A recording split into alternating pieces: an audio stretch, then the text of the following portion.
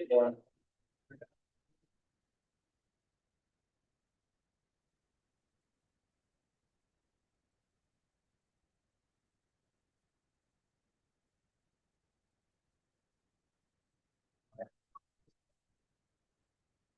Senate. All right, welcome to our second meeting. I'm really thankful that y'all could all be here. I'm Natalie Troyer. I am the pro temp, but our lovely speaker is at a really important dinner, so she will be here later. So in the meantime, I get to be the speaker. Please be patient with me. I haven't done anything like this since high school, so it's been quite a while. So I would really appreciate your patience. So before we get started, Allison wanted me to share a few notes about the internal affairs elections that are going to be happening throughout the next few meetings. So just wanted to let y'all know that this position actually does require a time commitment. And if you're running for this position, I'm sure you're more than qualified, and I'm thankful that you are wanting to run and serve the student body in this way. But it is not just a title, it is a time commitment that requires extra meetings, requires extra work, and that anyone who is elected deserves and would be wonderful at. And I believe that anyone who's running will fulfill the role to the best of their ability. So just wanted to say that. And then also, we say that chair elections and the chair position is a lot of selfless service and it's a lot of loyalty. So those are two core values that I encourage y'all to look for throughout the presentations over the next few weeks. And also, if you're not running for a chair position at this meeting, but you're looking to run in the future, just run for a position that you're passionate about. This job is a lot more fun if you care about what you're doing. And that goes for also whenever we get into committee placements. Go for committees that you're passionate about and that you care about. I think each of y'all have a really unique gift and bring something special to Senate. And I want y'all to utilize those gifts well. So just whenever we do all these things, do what you're passionate about, do what you love. If you have any questions about anything I just said, please find me after the meeting or anytime, text me. I sent my number in the flyer, so I'd love to chat with y'all about any of this. And so would Chair Keith, and so would Speaker Casino. So plenty on to that. With that, we will now move into a period of opening roll call led by Chair Keith.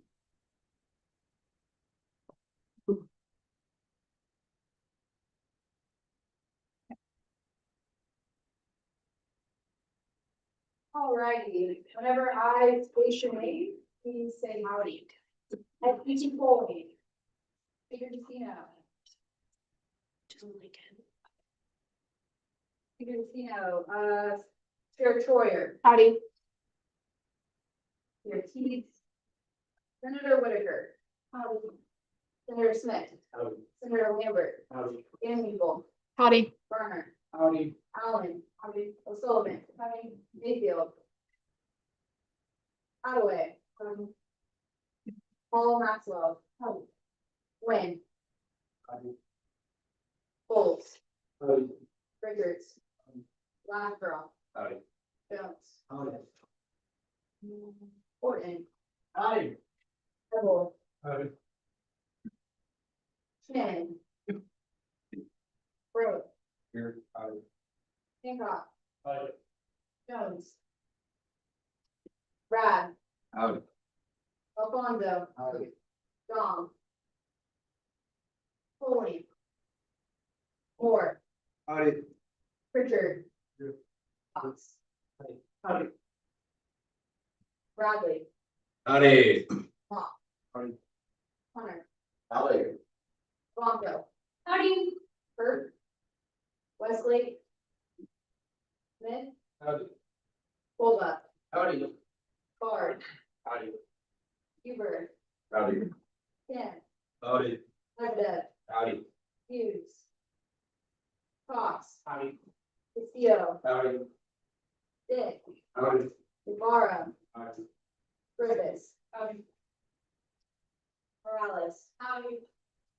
Code. Howdy. Not. Adamant. Warner. Howdy. Brooke. Howdy. Eaton. Morrison. Howdy. Clark. Howdy. Hankins. Howdy. Glover. Howdy. Gosser. Holtzman. Howdy. Agnes. Whitehead. Lester. Howdy. Autry. Valenciano. Howdy. Perkins. Howdy. Watts. Howdy. Barrow. Howdy. Williams. Howdy. Smith. Howdy. Eagle. Howdy. Taylor. Etienne. Espinette. Howdy. Done.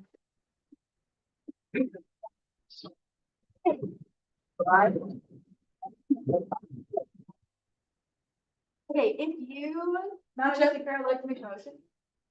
say your motions. I move that we table, or Chair Teets rules and regulations, I move that we table agenda item 7D, the legislative relations to election. Point of order, Say your point. Chair Horton, Mays, for business. Stating as this is the beginning, and we're in the period between opening roll call and invocation. That amendment, that change is not germane to the order of business. What's good? Okay. Okay, with that, we will now move into the invocation and pledges of allegiance led by Maddie Knope on behalf of Grace Creekside. Please stand. Dear Heavenly Father God, we thank you for today, Lord, for the gift of community, Lord, for the chance to come together in fellowship. God, I pray, Lord, unity, and I pray peace among this room, Lord. We thank you for saying in and the chance to show our leadership skills going through the spirit that you've given us, God. We thank you for your son, Jesus, and the spirit of him that we have put today. And we pray, amen. I pledge allegiance To the flag of the United States of America and to the republic for which it stands, one nation, under God, indivisible, with liberty and justice. The Texas flag. I pledge allegiance to thee, Texas, one state under God, one indivisible.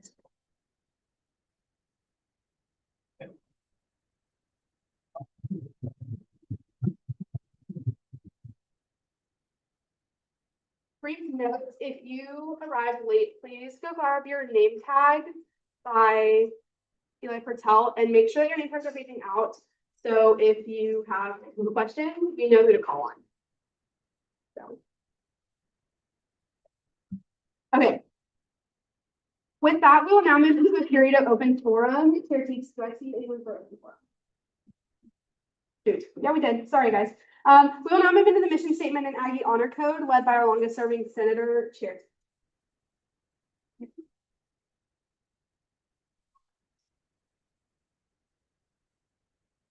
Rules and regs. The Texas A&M University Student Senate represents all students in order to enhance the Texas A&M experience within our university and communities through research, legislation, and advocacy in accordance with the core values of our institution. The county does not lie, cheat, steal, nor tolerate those who do.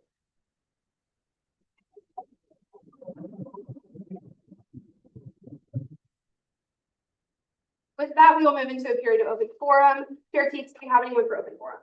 We do. We have one Army with Gladiator Dash.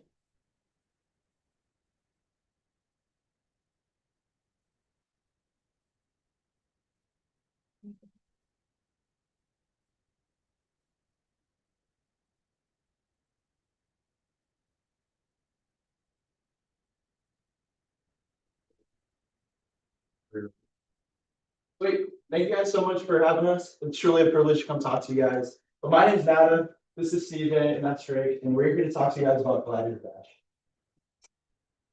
So first off, who are we? We're a men's service and leadership organization here at Texas A&M University called One Army. We focus on improving our campus, as well as growing college station community by embarking on our 3 pillars. It's brotherhood, leadership, but most importantly, service. With that being said, we host an annual philanthropy event called Gladiator Dash. If you haven't heard of Gladiator Dash before, it's a 5K mud run. It's Brazos Valley's #1 get dirty race anyone can start, as well as everyone can finish. So that can mean the people to your left and right, your friends and family back at home, or even your professors. It's essentially kind of like an American Ninja Warrior race, but you're going to compete with all your friends. And what this kind of mimics is the different hardships you're going to go throughout your life, whether that be college, finding a job, relationships even. By completing this race, it just goes to show that you have the discipline and the courage to overcome anything in the way. So I'm going to pass it off to CJ. He's going to talk to you guys a little bit more about Stoke Creek Ranch, what it means to him, and why we love him so much.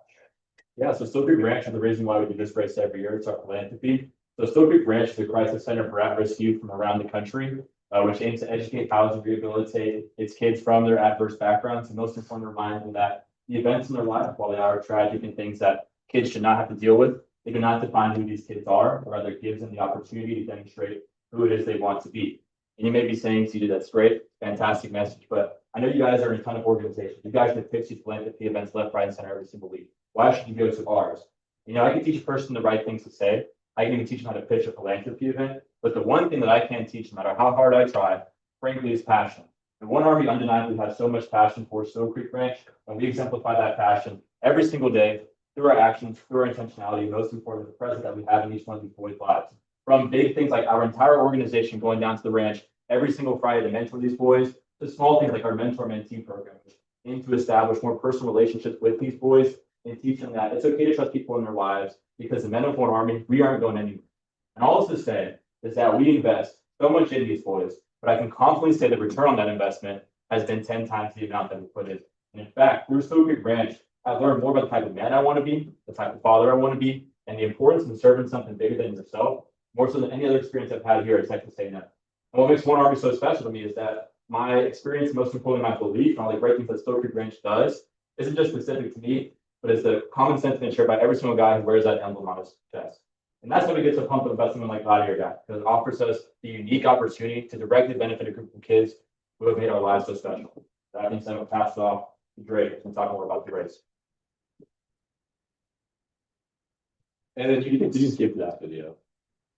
All right, so something new this year is we're gonna have competitive heats. And so the day of the race is gonna be on April 19th. That's Sunday. That's just a few Sundays from now. Here we have all of the time slots individually for those competitive heats. And for these, we're gonna award first, second, and third. And then we also have an overall winner of across those 4 heats.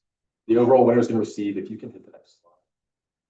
Boom, that's the prize right there. So for all y'all runners, I think you can go out there and do a good job and get dirty with that race, then this is gonna be the prize that you're gonna receive. And then if you want to scan this QR code, this will take you to the Instagram. That's going to have a lot of the updates. We also do post discounts occasionally. They're still going on for afternoon heats after 11:30. And then this is the Give Back Initiative. I know that a lot of y'all are obviously in this organization, but a lot of y'all have your own respective organizations and philanthropies that you all are a part of. So with that, if you can get the most individuals from your organization to sign up and get that largest heat, then you're going to win $1,000 for your philanthropy. So that's going to go towards whatever cause each of you are part of. And then if you scan this QR code, that would take you to the actual website where you can order the tickets, whether that's competitive heats or just a general ticket. And one quick thing, the race is April 19th at Lake Bryan. I know we didn't mention that. Right now we have a promotion going on where if you buy your ticket and you have your time slot for 11:30 a.m. or later in the day, you get 30% off your ticket. So right now, the ticket is $25 for a normal ticket. So that's around $6 off. You guys are saving us on money. This is a great cause, and we hope to see some of you guys out there. With that, the speakers are now open for a period question and answer. Do I see any questions from the members? Teacher Horton, Senator Horton. Senator Horton, I'm in this school, this one's the. CJ, which of these is harder, running for Senate or running this race? Oh, we like to say that this race is a race that everyone can start, everyone can finish. You know, my mom, who's 54 years old, ran this race cold last year. So definitely running for Senate is a lot more difficult. Don't let the idea that this race is too difficult stop you from coming to this event. Ultimately, it's to support the kids of Stowe Creek Ranch. And you get a lot of cool stuff with your ticket, like a free t-shirt, access to unlimited Red Bull, really cool course. If you want to do any sort of race like this, like a mud run, anywhere else, it's going to cost you over $100. But here, you get a comparable thing that's $25, quarter the price. So, and it could be even less than that if you guys buy a ticket with that new discount. Thank you. Do I see any other questions for the speakers? Seeing none, we thank them for their time.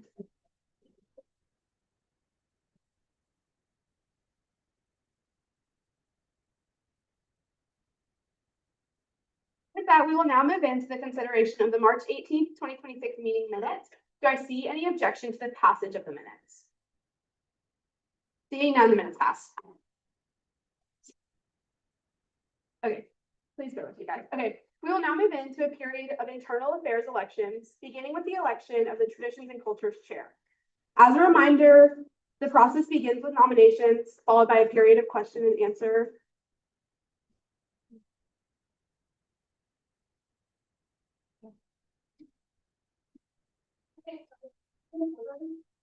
Get your point. Senator Ronaldo, are we starting with tradition and culture or are we starting with community relations?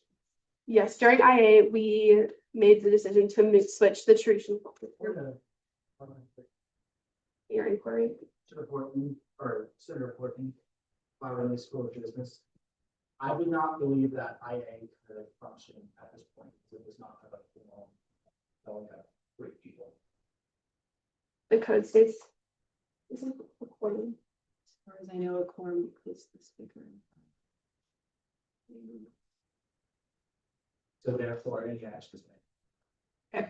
Perfect. Sorry about that, guys. Okay, with that, we will be beginning with the Community Relations Chair nomination. So as a reminder, the process begins with the nomination followed by a period of question and answer for each candidate, and then we move into debate and voting. So we'll begin with the election of the Community Relations Chair. The floor is now open for nominations. Do I see any nominations?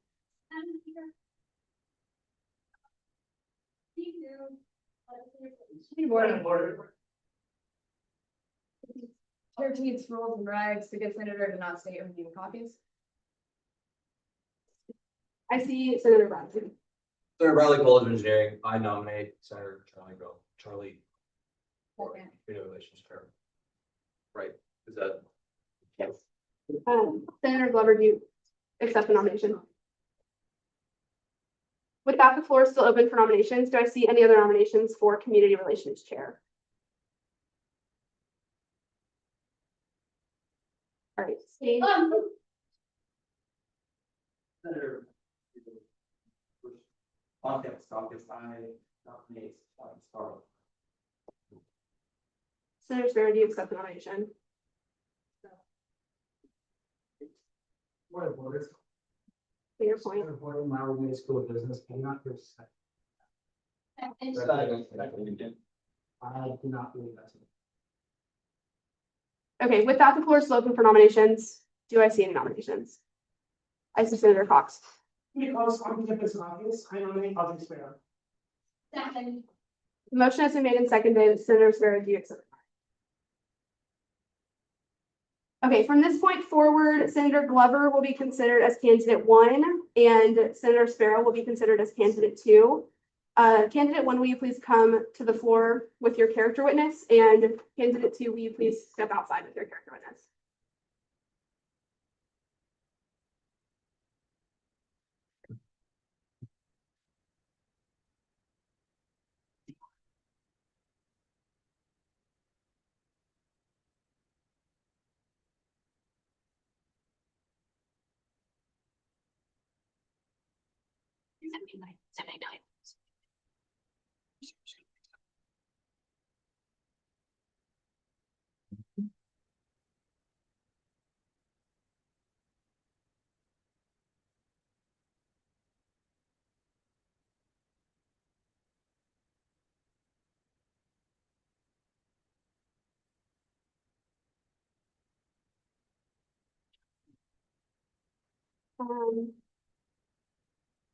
Candidate.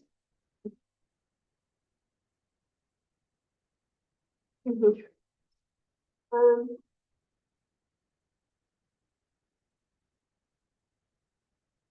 Okay, candidate 1, you will have 10 minutes to present beginning at howdy. This includes the time here.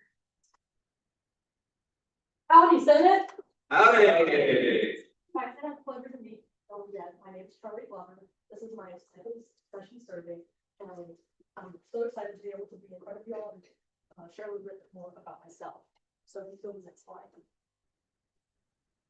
Thank you. So a little bit about me. I'm a sophomore political science major with minors in philosophy and legal foundations. I'm from Broward, Texas, right off I-10 from San Antonio. And I'm graduating here early, which is like the most annoying thing I can say. And planning to go to law school post-grad. I take my first LSAT on Friday at the Rodney Building at 8 a.m. So I'm really excited for that. And my favorite core value is integrity. I just believe I have to be integral with all I do. And I believe that was my involvement. Next slide. So I was involved in the last session, the 78. I was chaired, that I did not chair. I was a member of the LR committee. That was an honor to serve with some of my fellow senators, so many of us were reelected. And we got to do great things like help facilitate with the commission, two separate voter drives as well as the inaugural Aggie Citizenship Summit, where we got to have great speakers like Cody Stewart and E.G. Pinfield.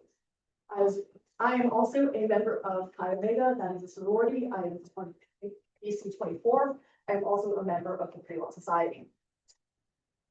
So as part of my experience in municipal affairs and city government, I'm currently a member of the Municipal Affairs Committee led by Ainsley Rodwell under the executive branch. And a lot of what we do is really kind of similar to the function of what the CR committee does. But honestly, as it stands, and this is a conversation I've had with Ainsley, it can be a lot more efficient in that we do not need an MA committee as well as a PR committee. And so that is something that I'm really wanting to work on with whoever is chosen to be the next VP of MA. So I'm really excited for that because I think being able to see that and fill it is so important. And then on top of that, I've worked as an administration intern with the city of Bernie, and that was only this last summer. I got to do some great things like work on our $1.38 million fiscal year budget for 25-26, and that was fantastic. We got our expenditures down 2.4% for the year while maintaining all services to the local status. Beyond that, I got to work on a project on my own doing KPIs, which are key performance indices.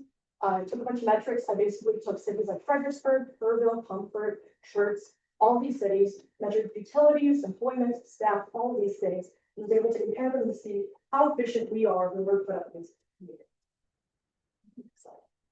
And so I'm able to take this experience and apply it to these roles and responsibilities that are part of the CR.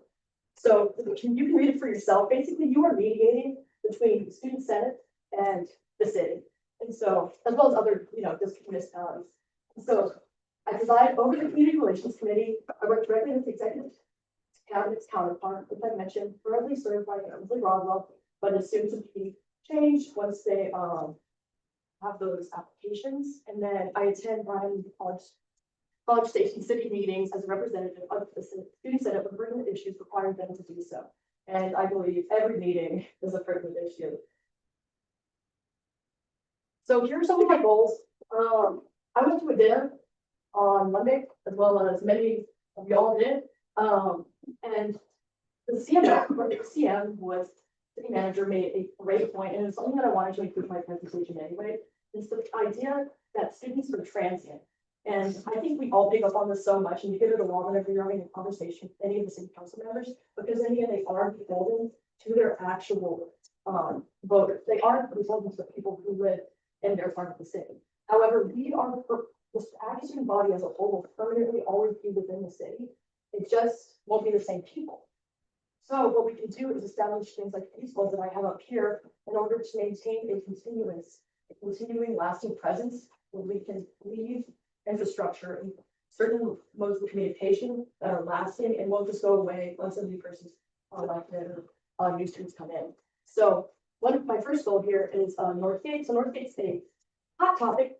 City Council just rejected a $13 million bid from a high-rise contract developer earlier this year. And so they opted to go with a small area plan that is community-led. So they're really wanting to spearhead community decision-making and initiatives that are driven by actual residents conversation as opposed to big businesses and venture capital, large funds of money.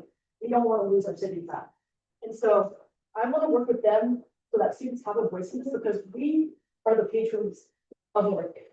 But I also want to make sure that families feel like they can patronize Northgate as well. Because it shouldn't be an area where families don't want to go or, couples with those kids don't want to go because they don't want to be around a bunch of rowdy college kids. There needs to be an area. If you've ever been to something like the Pearl in San Antonio, where these families can gather and they can be around college kids, but in a safe and controlled environment.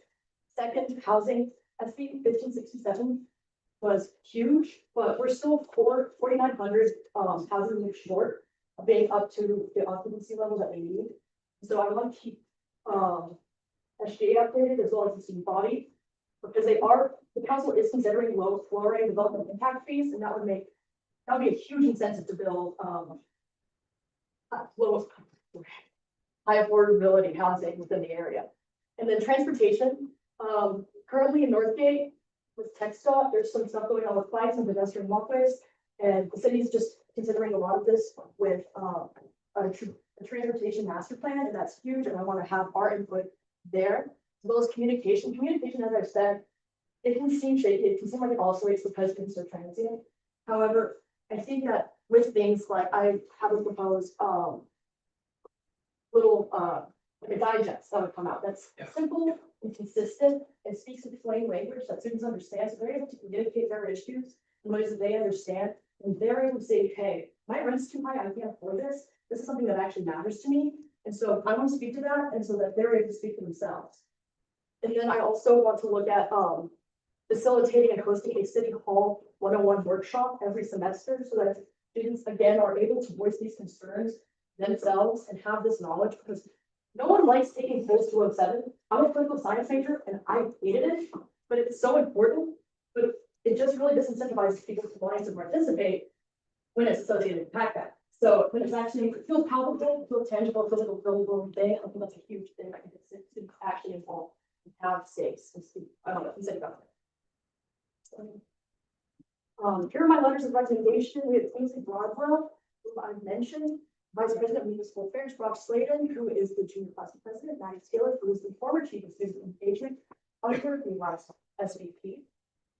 And then Lauren Teets, Rules and Regulations, Natalie Troyer, Speaker Pro Tem, as well as Ryan Adams, our finance chair from last session. And then I'll go ahead and leave it off to my character witness, Eli Patel, who, as you've seen, has expansive experience with the Senate. He's a great guy. I'm so lucky you guys get to hear from him. Thank you so much, Gail.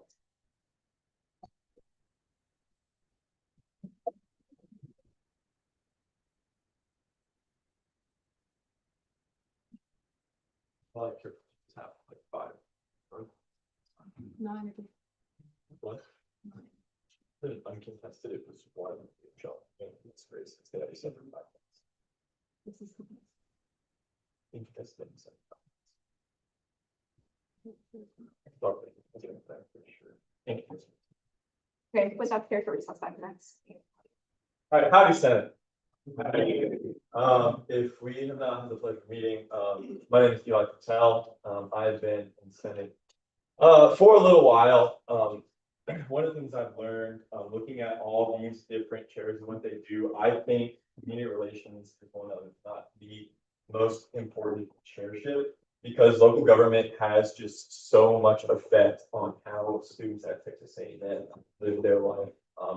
If y'all don't know, there are like housing restrictions that CR has been able to work with and that past the city hall, that lets students live in big houses. Like, so much incredible work is done through CR, and it's an incredibly important chairship.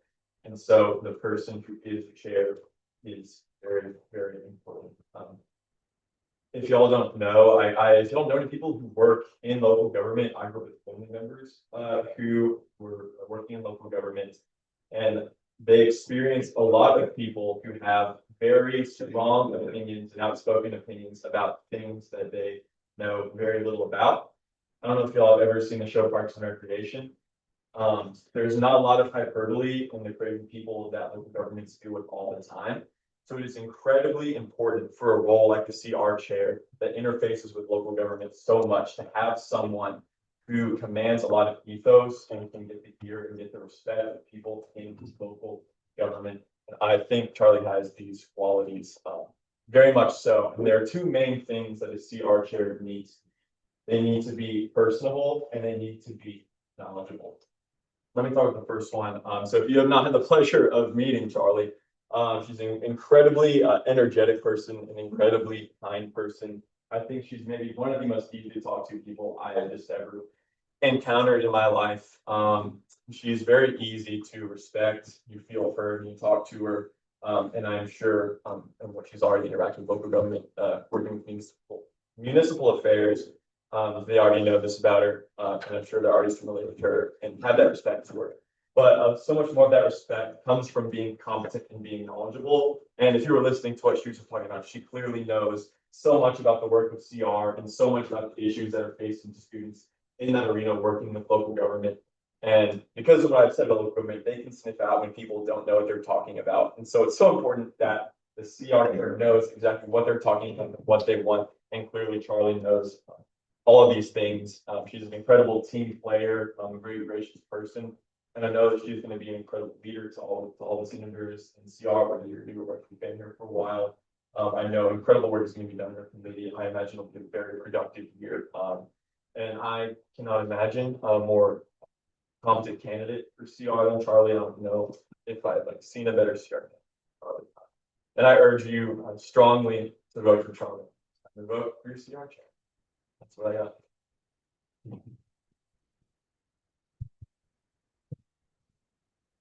All right, with that, we will move into a 5-minute period of question and answer for candidate 2. Do I see any questions? I see Senator Hunter. Public Service. My question for you is previous SGA administrations have come out with some people from local city councils. Based on a statement that was made, I'm making this informed, but it was something to the effect that one of the SGA officials said that the councils were commonplace, is what I was told. How are we intending to repair these relationships that may have been strained in previous SGA administrations with Ryan and College Station cities? No, absolutely. I think that's a huge issue. I mean, you were at the citizenship. Sorry, citizenship is something hard for me to say. But you kind of felt that tension there. I mean, it's definitely there, even if, I mean, if it's hearsay, but even if that's not thrown out, that's definitely a real issue. And I think Ainsley's already done a great job of leveling and having a personal relationship with these people, because I think that's what it's all about. And I think that's definitely what I want to do. It's just everyone on one meeting was gracious and show the utmost respect for the work, while also advocating strongly for what I believe these students want genuinely. But I also want to have my own knowledge and ability mixed into that, and I also want to prioritize friends this year. I don't want to make them feel like they're being, whisked aside. I mean, like we all know, these council members, they're at the behest of who elected them, and so if I just ignore that, that would be. And so I want to be mindful of that. I don't want to act as a barrier to them wanting to serve their constituents. I want to be able to instead help them serve their constituents more effectively, because we are a huge amount of population here. We can't just be ignored. So I want to do that effectively with vulnerability, but I also want to be humble about it. And just these people asking people as opposed to here's a talking point, it's a debate forums. And Madam Speaker, parliamentary recording, can I ask one more question? Or permission to that? Briefly. And then just one more question is, we speak a lot about the local city council both in Ryan and College Station. Is there any issue you think that should be brought up for SGA to the county commissioners court? Is there any issue we'll see needing to bring to them in this upcoming session? I think a huge one will end up being transportation, as that is considered more of the mobility master plan, as well as with tech dot. That's always a hot button issue, especially when we have so much pedestrian right here. And I just foresee that the train on one side and have a lot of crosswalks. I think that would probably be. Thank you, Senator, and I'll give it back to the board. Do I see any other questions for the senator? I see Senator Chen. Senator Chen, Valerie Baines, School of Business. I just have one question. My question is, how do you balance student interests with those of local residents when it comes to issues like Milkgate and transportation, especially when there's different opinions from different stakeholders? How do you balance those interests without the support? I think it's a big misconception to believe that those two entities are three and that they can exist at the same time. I think residents and families want safety and security, that can provide it, as well as allowing students to have a safe time. I'm not saying we completely correct work. A lot that had the bid for $13 is behind Milkgate. That could be a grassy area that's still proximal to that district, but still allows for, you have a bar or you have to have a wristband if you're 21 and it's sort of there. That's why families can gather in the outdoor environment around the community, and also like see partnerships, because that's important for how we live and don't want to say, you know, the silo. And so I think there's things like that, as well as we do compete in the marketplace. And that's why we've seen those high numbers that happen built, because like I said, below, I mean, we still need 429 units in housing. This is the kind of issue where there are things that we need to be pragmatic about, but we can also do things like community service. And also, I want to go out personally, and I want to go talk to residents, and that's definitely something that I really want to pursue and advocate for whenever I do have my one-on-ones with the city manager. How can I actually get involved with here and have that tangible experience and hear them for face-to-face instead of just hearing like, oh, residents have a collective universal group, don't play a business, that's what's saying. What are some real issues they're dealing with? Because I know I worked on that, on municipal affairs. It was huge. We did a survey and we ended up getting a table, but that's still a concern. And they have every right to have that concern, but also when students are worried about it, it gets to residents with the students. A lot of students work, they support themselves, or they just like have to come mental hurt. And the target is posed. Please wrap up and listen to us. It's dangerous or harmful to their life. Thank you. Okay. Thank you for your time. With that, please exit the room.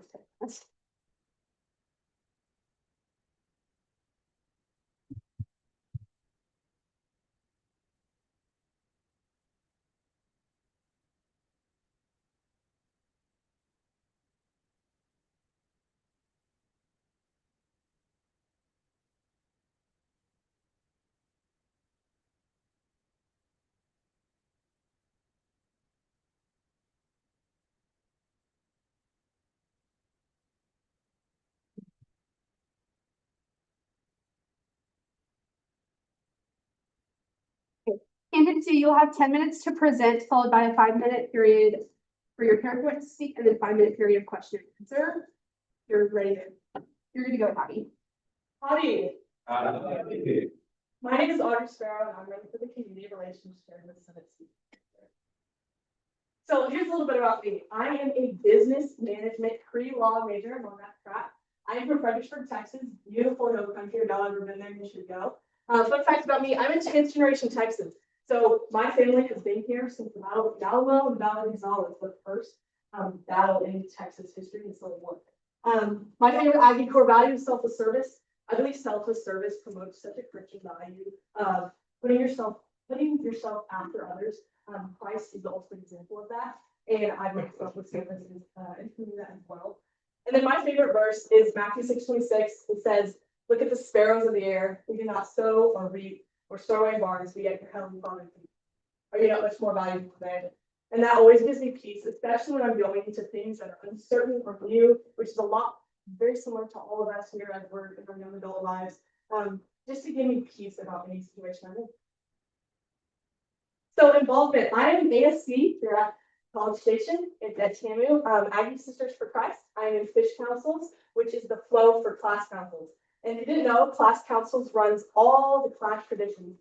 So it's going to be Fish Fest, Aggie, or Pull-Out Day, Legacy Night, Elephant Walk, and Ring Dance are all the things that we put on. And still actually, you're actually on Ring Dance tickets. I love Breakaway. I'm an avid goer to Breakaway, and I'm working right now to be on the prayer team for that. I work at Messina Hofline Resort and manage it there. We do a lot of weddings and a lot of events. And additionally, I'm a fish camp counselor. I'm in Section E camp, green camp work. Okay, here's my leadership experience. So in 2024, I went to Team Missions International. Team Missions International, I gave $1,400 to, and we went to the city of Poland, and we built flooring there for the Polish people. It was a group of 13 to 18-year-olds, and we never met each other until that day. So we went and we built that flooring, and my job was communication. It was really hard to work with the people of Poland when they spoke very little English or no English at all. So my job was to understand what the Polish people were trying to get us to do and then delegate it to my peers, which I am so glad to say we were successful and we did. We got the whole flooring done, installation and subflooring and all the panels. It was brutal, but we got it done and I'm so grateful for that. I was a class representative at my high school, so kind of like Harry Potter, we had houses. So I was a representative for that for 2 years. from 7th to 12th grade, I worked hard to just incorporate everybody in the classes to try to really build unity amongst each other and be a mentor to any younger students. Manager of student health monitor, like I said, so I work hard to try to delegate tasks and appropriately to people who will do them well. I also believe that that's giving good leadership, and good leadership is going to do the task that no one else wants to do, and not just giving that to anybody who's below you.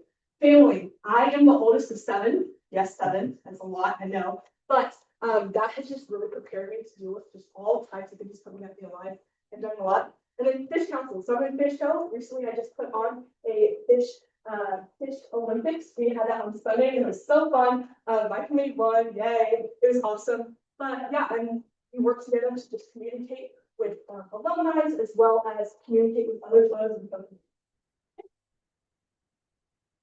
Okay, so this is responsibilities. This is from the code. So this is what the regulation shares. I'm not going to read it. It's there.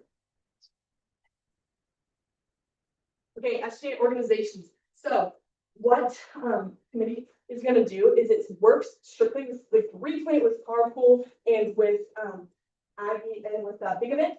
And those are all really big things, but there's a lot of other things going on. So like SAM, Sisterhood of Aggie Mentors, they work with our community to try to pull kids in who don't have any mentors, or Freedom Ministries, they work also with those children, and lots of other people. There's lots of other organizations here at Texas A&M that I don't think are getting the attention they could to really just give back to our community, because I know it's been crazy to live here when there's so many college students. So I think it's our duty, it's our civic duty, to try to give back to those people as well as our Christian duty. All right, so my goal is to serve as a liaison for your students and community leaders. So that means by being a middleman, that means communicating. Communication is everything. It's so important. And so being that person that can go between two people and really try to get things done is so important to me. So increase the student voting and civic involvement. So this is what I'm going to call items of action. So we're working hard to make sure that we are, voting in Bryan qualification, because we do affect what's happening. And we should get a say. So I want students to share perspectives. I feel students don't really know all that's happening, and I really want to give them a chance to understand and learn, and that way they can be a part of it. And then finally, build stronger connections with the community. So this is kind of what I was talking about earlier. Carpool, I recommend and Big Event, other organizations. So like I said, Freedom Ministries, as well as SAM, working with them to really try to give back to that conservation community. So here are my letters of recommendation. This is Gerald Huber. He's from Fredericksburg. I've worked with him, as well as Emily Kirshner and Hilton of Fredericksburg. They are good friends of mine, and they have wonderful, sweet children. This is Connie. And then all of these people as well. You probably know them. And then my character in this favor. Right. Characters have a 5-minute period of representation beginning in county. Howdy, y'all. My name is Ava, and I've had the pleasure of getting to know Audrey really well through this past year. We met first back in the fall when we were running for class president, and we got to know each other through that. And then we also ended up in fish councils together. So that is the org, as she explained, that leads into class councils. So I'd love to see how she works with people that are already involved in SGA on class councils, and she just is the epitome of a good public leader. She listens to everybody, she's involved, she cares. I think I'll hear the passion she was speaking. She just brings out everything she does. And I've seen how she builds his relationships outside of student government, as well as just building personal relationships with people. We've gotten to be very good friends on the side, outside of our work together. And she's just such a Christian woman, a very good example of what it means to be a godly person. And I think that that's really important in this role, because you want someone who's going to be able to represent your constituents, someone who can represent the A&M students. And a lot of A&M students are very Christian. That's a very prevalent thing that matters to a lot of students. And so I think that that makes her very great for this role, as well as just the fact that she has proven leadership experience. She's very intelligent. She was salutatorian for high school, very, very involved. And I really just could not give her a higher recommendation. I know that if y'all pick her, she will do her absolute best at this role, and her absolute best is very, very good. So I could give her a high recommendation. Thank you.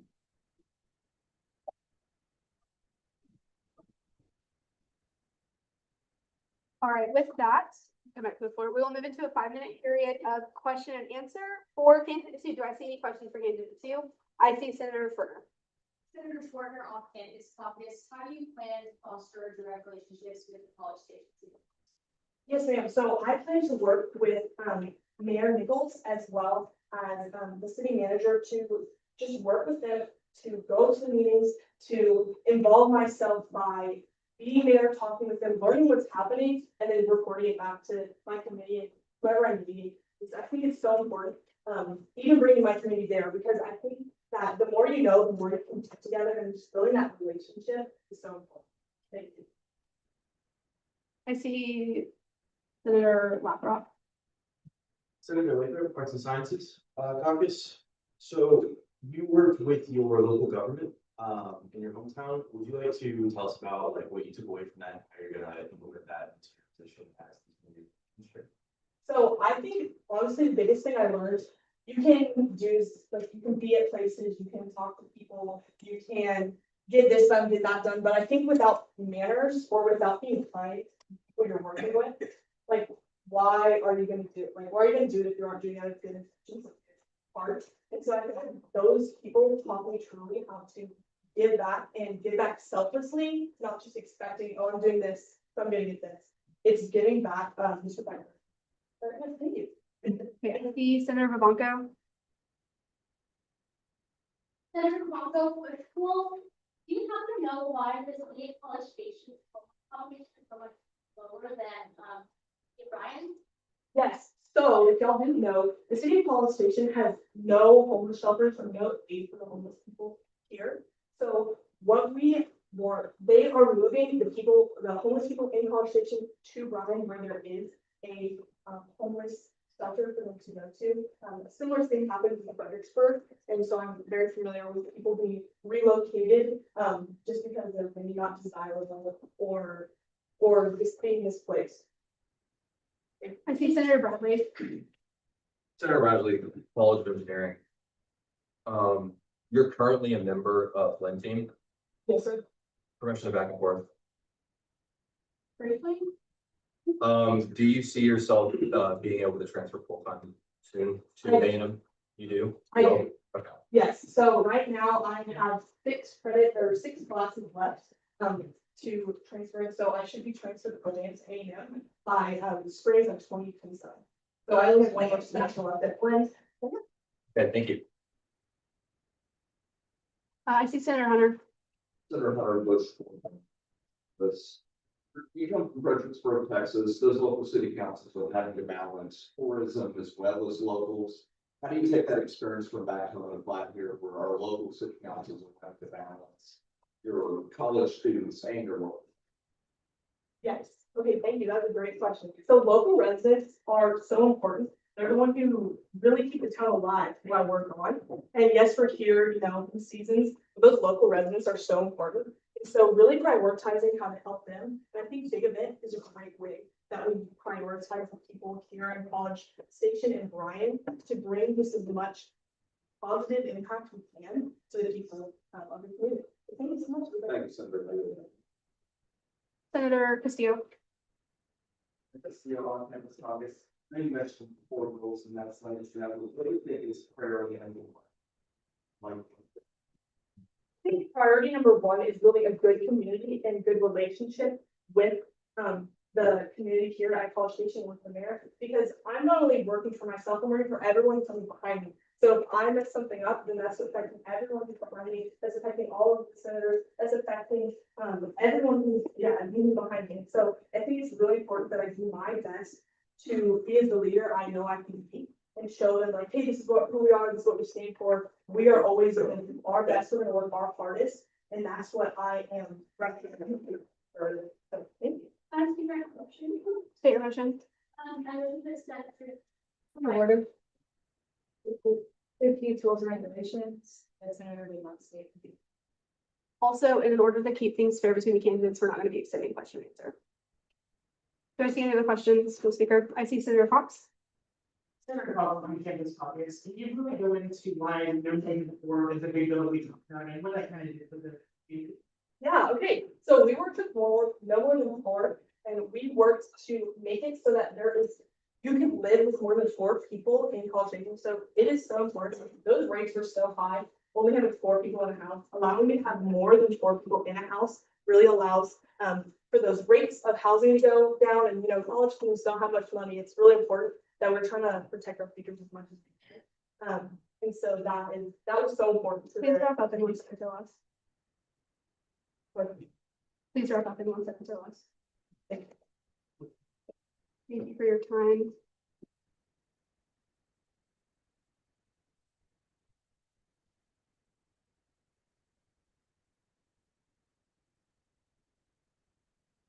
Thank you for your patience, guys. I'm really sorry if I'm doing horribly. I apologize. Okay, with that, we'll now move into a period of debate on the candidates. As a reminder,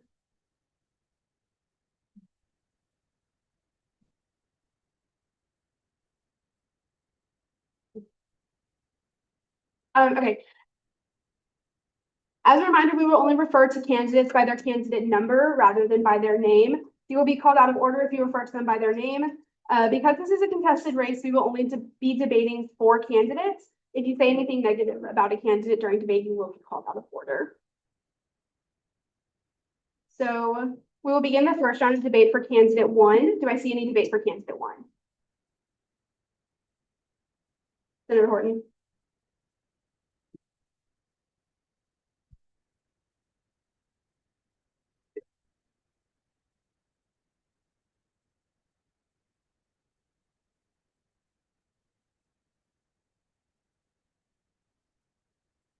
Okay, you have 2.5 minutes to get Howdy.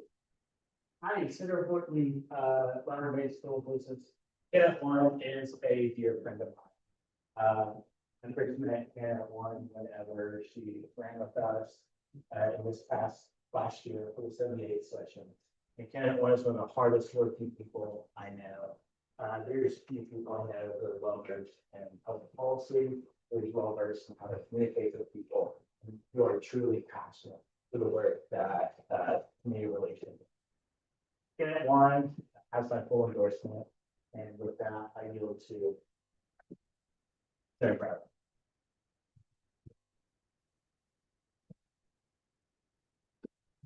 Senator Bradley, you have minute. A minute and 53 seconds. Awesome. Howdy, Senator Bradley, College of Engineering. Candidate 1, like she mentioned, in her brief memo.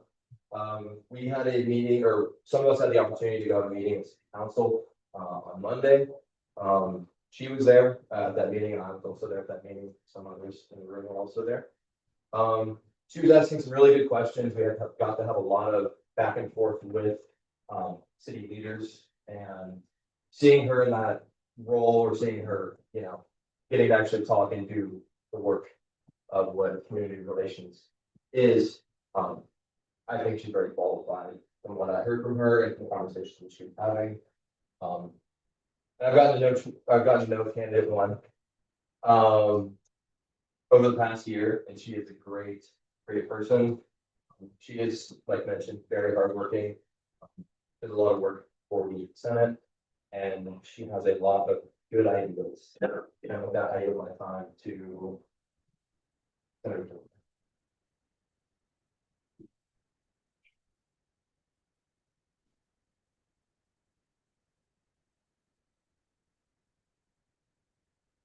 Senator Schwartner, you'll have 39 seconds to get Howdy.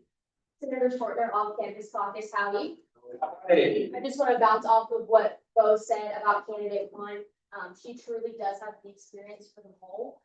She knows the city officials. The candidate 1 has put herself in situations on the VP of Municipal Affairs Committee to be able to meet these officials and really be proactive in this role. And I think that candidate 1 has unqualified experience, and I could not recommend her more for this role. With that, I will to the floor.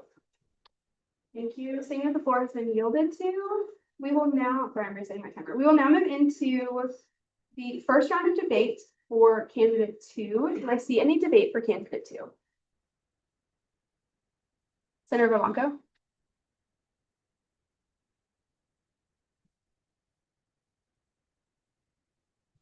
You have 2 minutes and 30 seconds to get you Howdy. Senator Blanco, Bushpool. Hi, Senate. I have honestly had the pleasure of knowing this you for many months now. she told the MP one day, and quite honestly, it was a shock because that doesn't tend to happen really.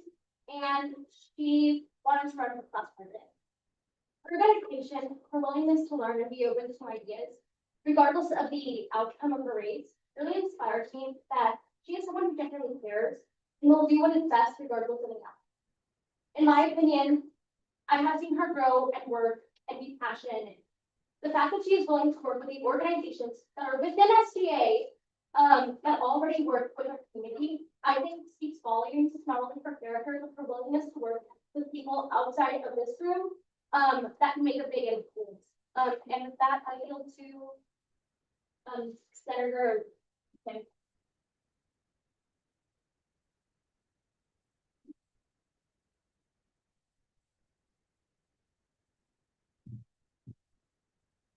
You will have 1 minute and 37 seconds.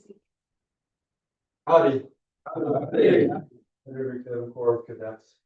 After meeting with candidates who we didn't previously know each other, I think I could speak to her motivation and her professionalism, not to mention her experience. I think experience is the prerequisite for a leadership role on the Internal Affairs Committee. We're combining her motivation, augmenting her professionalism. I think that's the candidate that we send up to represent us at the city level, especially during those more contentious points that we have to navigate as a student body and as a huge population in college station. With that, I yield the floor to Senator Blackwell.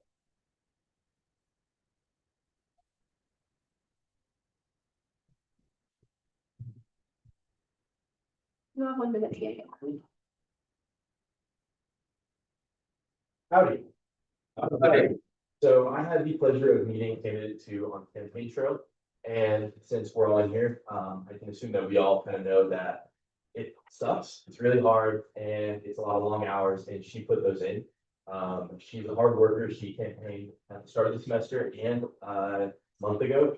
And the first time she didn't win her position and she still kept going. So I kind of just that I feel speaks to her dedication. That as well as like Senator Blanco said, her dedication towards student government with her like work in other organizations like fish councils. But yeah, generally I can just tell you that she is a really, really hardworking person. She's dedicated. Point of order. The good senator is not in dress code. For Senator Bradley Baldwin, trained good senators not dress code, his shoes are not leather dress shoes. Or just like dress shoes in general.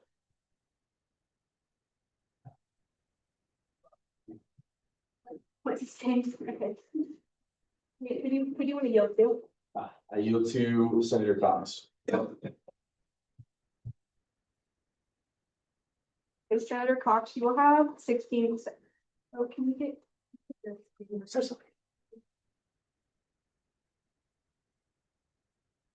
Okay, Senator Cox, you'll have 16 seconds to get it. Howdy, Senate. My name is Cody Cox. I'm from the on-campus caucus. As resident advisors to the Walton Hall, and as a freshman only dorm, I see the looks of the parents of the freshmen that are coming to Texas A&M, trusting Texas A&M, trusting the community. It is with people like candidate two, whenever I talk to them, that I see people like Audrey having best success in the community. Thank you. With that, we will now move into the second round of debate for candidate one. Do I see any debate for candidate one? All right, seeing none, we will now move into the second round of debate for candidate two. Do I see any debate for candidate two? Great. Seeing none, we will now move into a period of voting. We will do this via standing vote led by Chair Teets. All those in favor of candidate one, please rise if you are able.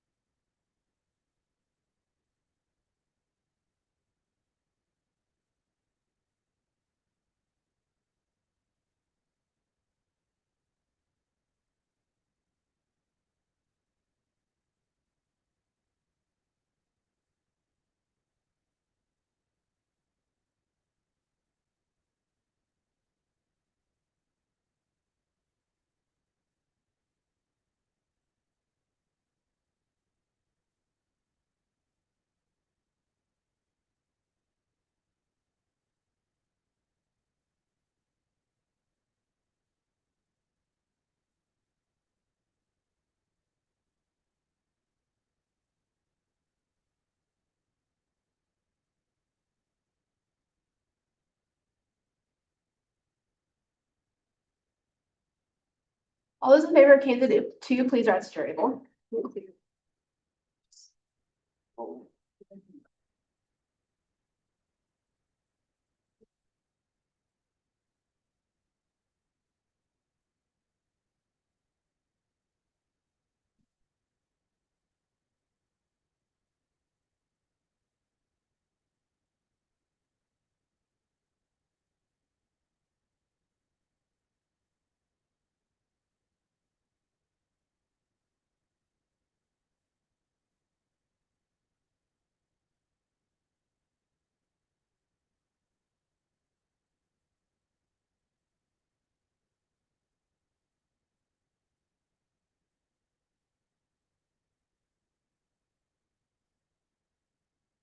'Please get the candidate. Two.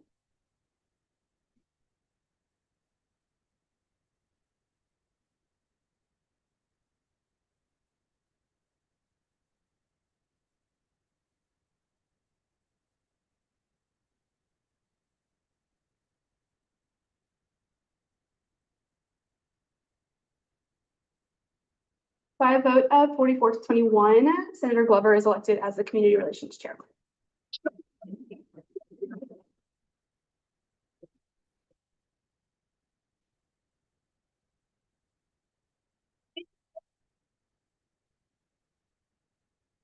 Board to be forwarded by Associate Justice Andre.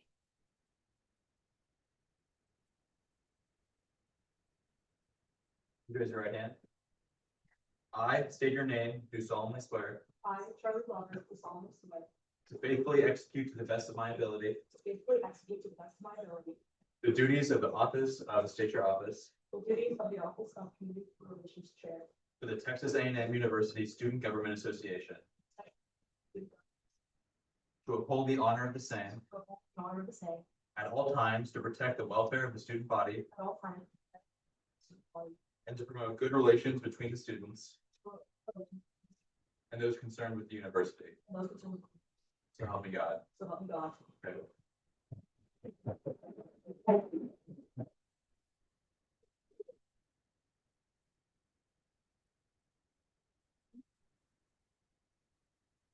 Yes. Hey, I think this table will agenda item 7, social activity for the next meeting of the 79th. Second. Seeing as a motion to table has been made and seconded, this motion is undebatable and unamendable and requires a majority vote. Take your point. Consider report, our next school business. According to Robert's Rules, section 41, paragraph 2.3, with the adoption of the proposed agenda, after the agenda has been adopted, no change will be made except by two-thirds vote, so this shall require two-thirds. Okay. Thank you for the point. So this will require a 2/3 vote. All those in favor of tabling the legislative relations chair election to the next meeting on April 15th, please rise. State your point. This is undebatable and unamendable. Yes. So we'll now move into. Okay, we will now move into a period of voting. Again, this requires a 2/3 vote. Say your point. Is there an ability for us to really provide context behind why we're making this motion? That would be a point of personal information, not a parliamentary inquiry. Say your point. Bush School Government Health Service. My colleague from the Bush School, the Senator Hurd, is unfortunately having a family emergency right now. He's intending to have a candidacy in the legislative relations for us. And we're making this motion at the time in order to give him a fair shot at being able to present for this election. Thank you, Madam Chair. Okay, with that, we are still. State your point. Senator Congo, to add to that, it does not matter how you feel about someone. Order. I really do think State your point. Consider working rules for our next school business. You get, this is not germane to the topic. Because we are arguing upon the merits of why we should do that. Thank you for your point. With that, we'll move into voting on this motion to table. So what this would do, so if you've never heard of this before, this will table the election until the next meeting. So we will not be doing that election at this meeting. We will move it to the meeting on April 15th. Again, this requires a 2/3 majority vote. If you are in favor of tabling this election until the meeting on April 15th, please rise to your feet.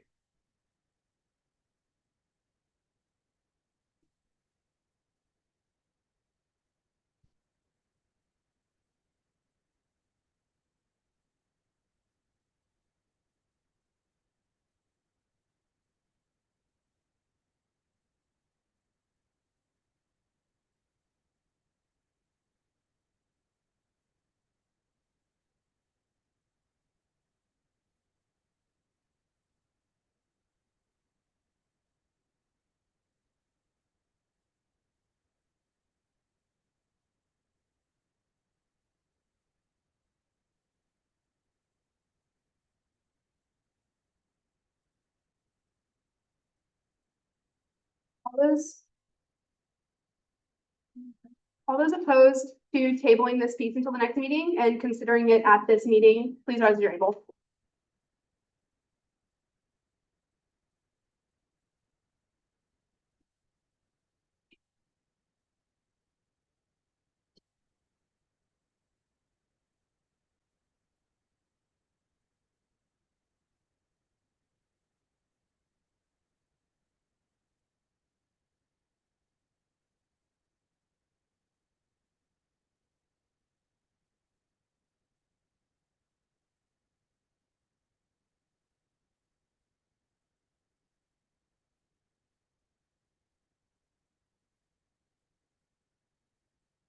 Okay, so by a vote of 44-19, this motion does pass and we will consider the legislative relations election at the next meeting.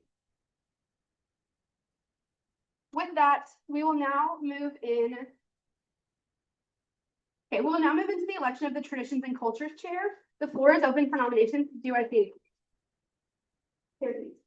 Your rules and regs are nominating Senator Morrison. Senator Morrison, do you accept the nomination? Yes. With that, the floor is still open. Do I see any other nomination? I see Senator Richards. Senator. Senator Rod, do you accept the nomination? Absolutely. All right. From this point on, Senator Morrison will be referred to as candidate 1 and Senator Rad will be referred to as candidate 2. Candidate 1, will you please come to the floor with your character witness? And candidate 2, will you please exit the room with your character witness?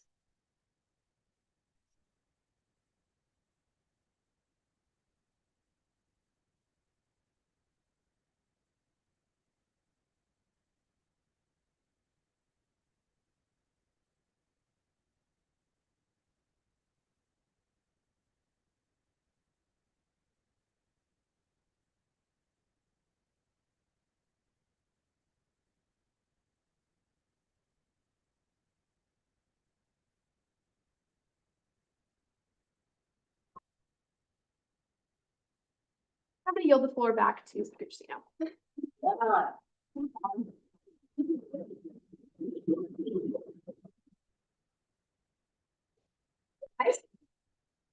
At, you have 2 minutes beginning your time. Senator Morrison, also please caucus for visit. My name is Alan Morrison. I'm happy to be here tonight. To start, I'm going to tell y'all a little bit more about myself. To start, I'm from a small town from Southeast Texas, Wilmington, by major in hospitality, coastal management, and tourism, with my career goal being event planning, and I am a freshman class of 2029. Some of my current involvement, I am a member of the sorority Kappa Alpha Beta, where I've gotten to serve on our nomination committee and a member committee in the past year. Then I am also in Fish Aids, a freshman leadership organization in student government. And it's been a really sweet opportunity and a big reason why I'm here. My committee for Fish Aids was the student senate, and I've gotten to be one of the Senate Fish Aids in the 78 section. And learned a lot about what field is and what we do.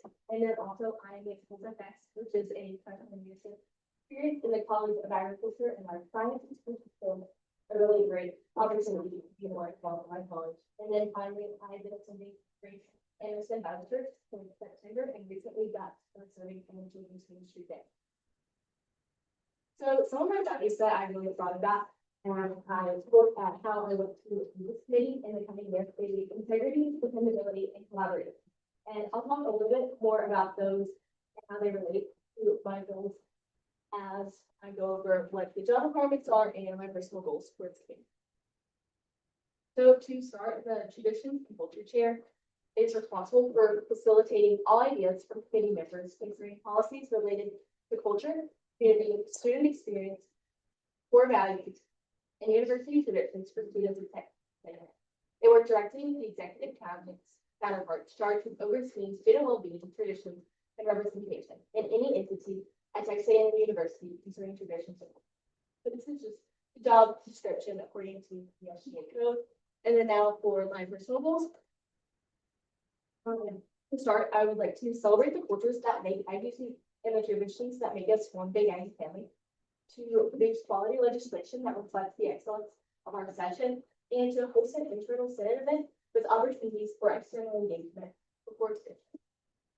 And then how I want to relate those values that I was talking about into this, integrity is my favorite. Having core value is being really great because it's not just about what you're doing and doing it well, but it's also doing it with the right input. That's something I really want to lead with as I head this committee. And then second is dependability. I know that this committee is very legislation heavy and that can be very time consuming, but I am committed to producing quality legislation in a timely manner for the session. And then finally, collaboration, like the folks said, a lot of this committee is hearing the different opinions of committee members, senators, and even all the students at A&M. So I'm excited to see what communication and collaboration makes like in that. And then now just for my letters of recommendation, I got to talk to some really awesome student leaders across campus and just want to highlight my friend Bass. He is the current vice president of tradition enrichment, which is one of the executive cabinet counterparts. Senator Teal and Che get to serve as Senate fishing together this past year, and she's a really awesome friend. Senator Cole Horton, was the rules and regulations chair in the 78 section, which is the committee that I sit on, so I got to work really closely with him through that and learn a lot. Audrey is a really good friend and mentor, and someone I look up to a lot. Laura Preston, she is another one of the executive cabinet counterparts in this role, the vice president of student well-being. Really awesome work, and recently did a lot with mental health issues. So right here, a lot about, I know she's super passionate about it, and it's really cool just to get to see what she did with that. And then chair takes, she was the inaugural traditions and culture chair in the 70 section, and I got to sit down and talk to her a lot about what her vision and the work that they got completed in the community this past year, and is how we can continue that on in the coming year. And then finally, Speaker Pro Tem Natalie Joyer, she was the EDO in the 78th session, and so she was in charge of all the Senate district, and so I got to work really closely with her and learn a lot. And then finally, for my character witness, I wanted to talk about Maddie just a little bit before she comes up here. We got to spend a lot of time with Maddie in the past year. She's one of the fish aid co-chairs, and she's someone I look up to a lot. Friend and mentor.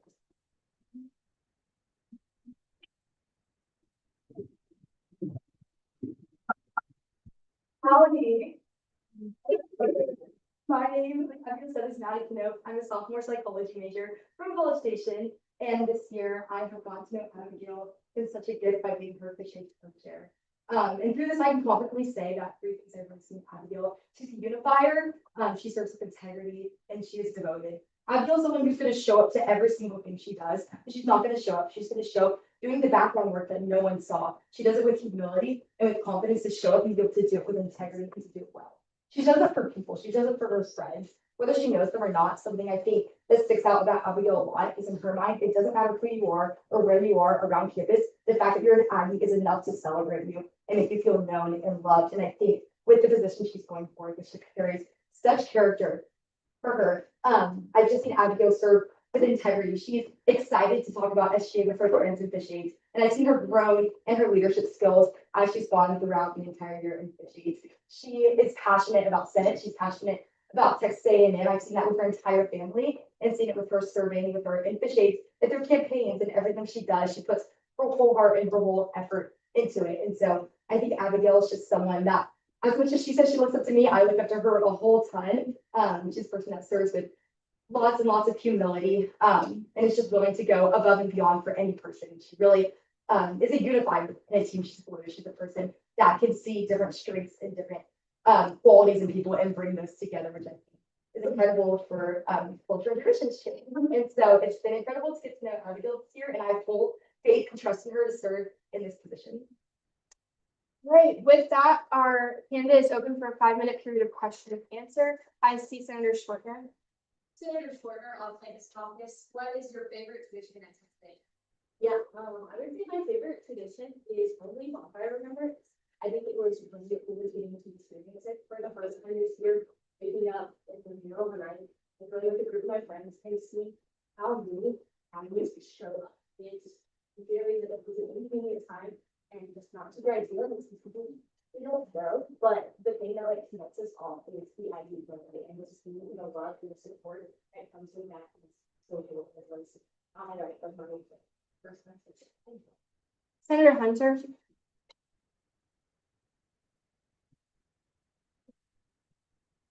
Oh, Senator Castillo. Yeah,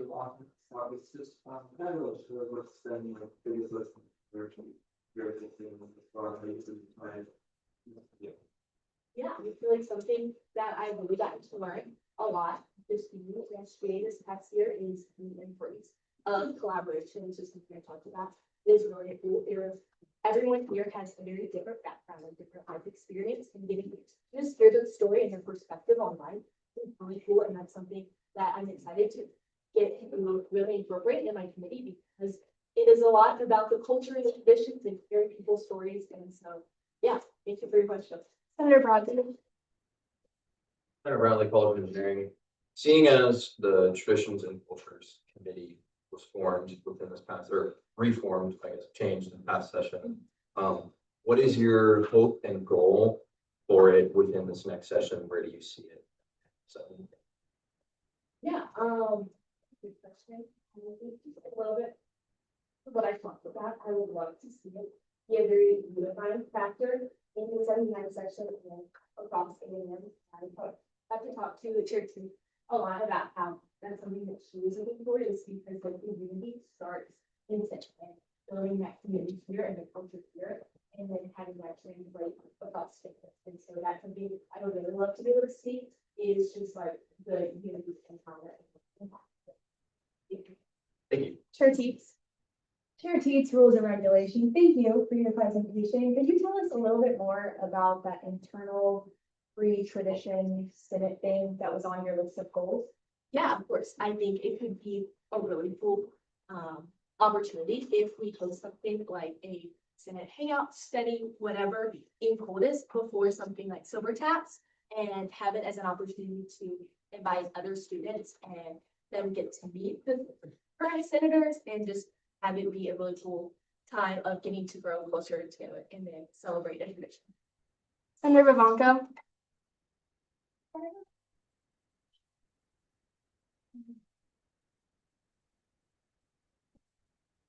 Or presentation for the scripture. How are you going to make sure that you really prioritize in this role the tradition role alongside your?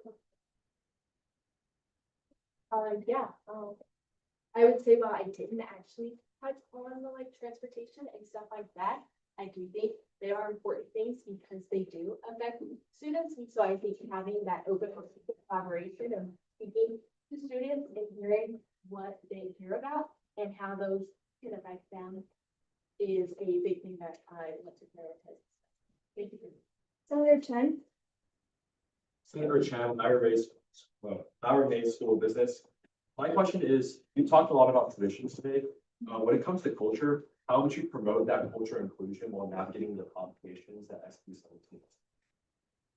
Yeah, I think just like I said, when I was talking about what I learned, the semester, everyone at NN has a very diverse background, and they have different life experiences, so I'm excited to get to hear more about people's perspectives and the platform because this committee is, and I'm just hearing just their opinions and their insights and how, and like what concerns that they have and how we can go about making change.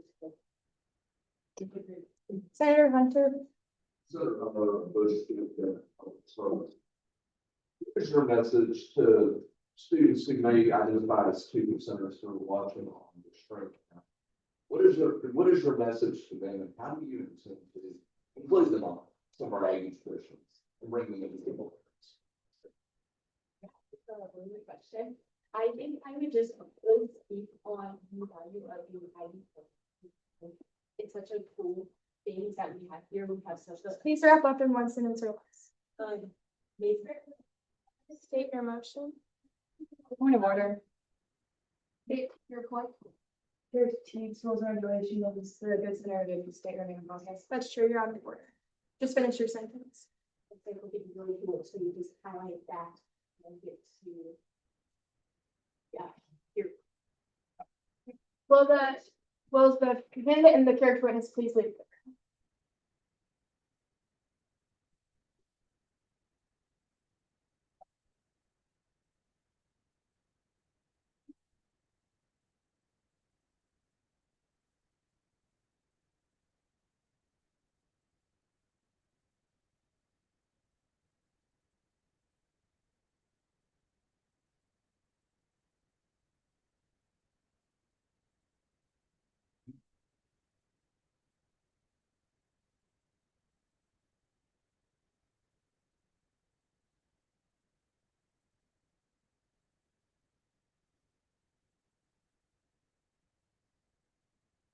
All right, good.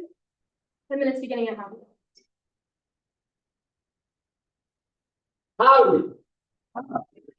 My name is Ollie Rad, and could you please go to the next slide, please? And I am the loudest and the proudest member of class of 29, fighting Texas Aggie. Hey! I wanted to give that introduction because I am running for traditions and culture. However, if you look behind me, you'll see some pretty generic things. I'm from Houston, the dirty shug. I'm electrical engineering, and I want to minor in CF, although I'm not declared yet. And that fun fact is actually a lot. My sisters are always right.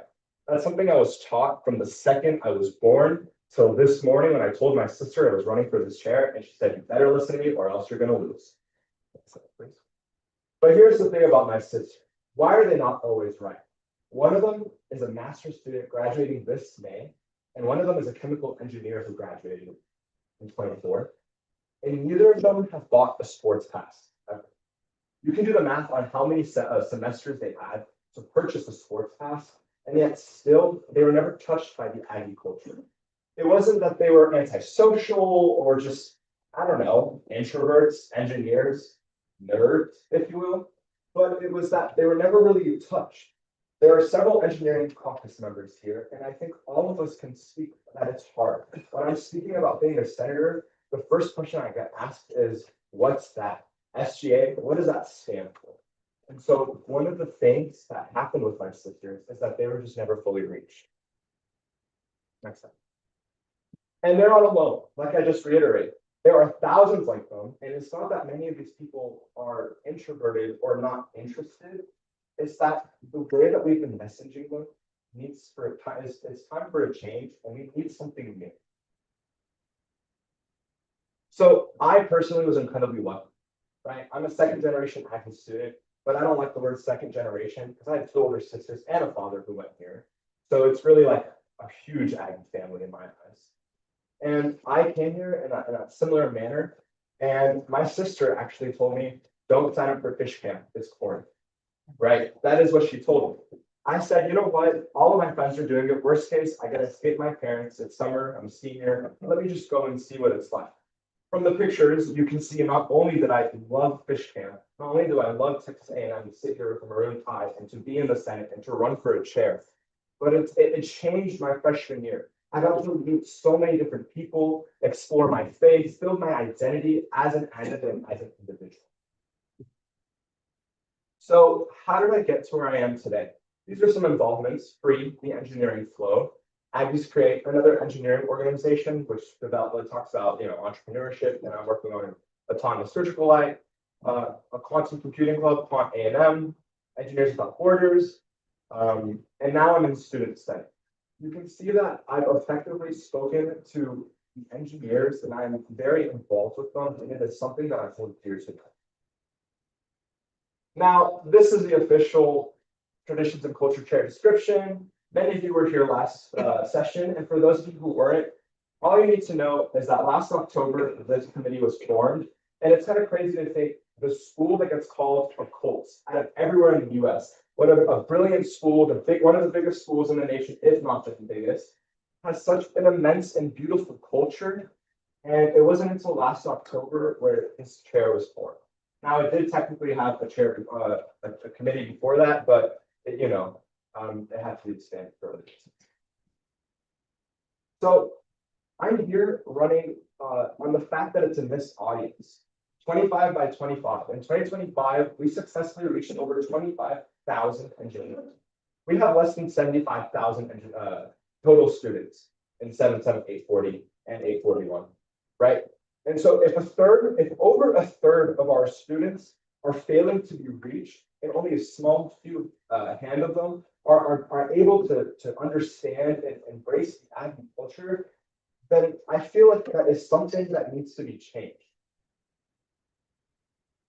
So I've kind of reiterated myself on the same few key points, but ultimately, right now is the time where this chair is still new. It hasn't been around for even a year yet. This is a time where we need stewardship, and we need to grow and foster this committee into something that is new.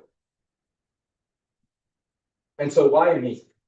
Well, if you look, I have an acronym. I love acronyms. I campaign on an acronym, ACE, right? There's also an engineering men's board called ACE, right? Awareness. So one of the things I did during my campaign was successfully reach over 120,000 impressions on Instagram. I didn't have a team or an editor or anything. I did that by myself between my engineering classes. But ultimately, while we do have these beautiful legislation and things that are passed and hard work that us and many other people put into their day-to-day to make Texas A&M a better place, we need to highlight it. You guys spend more time on your phone than you do reading the battalion or scrolling through the senate.tamu.edu. So why not bring it to the new thing? It's 2021. It's time for a bigger improvement and to kind of focus more and hone in on the ability of actually seeing what it is that's going on here. Connection.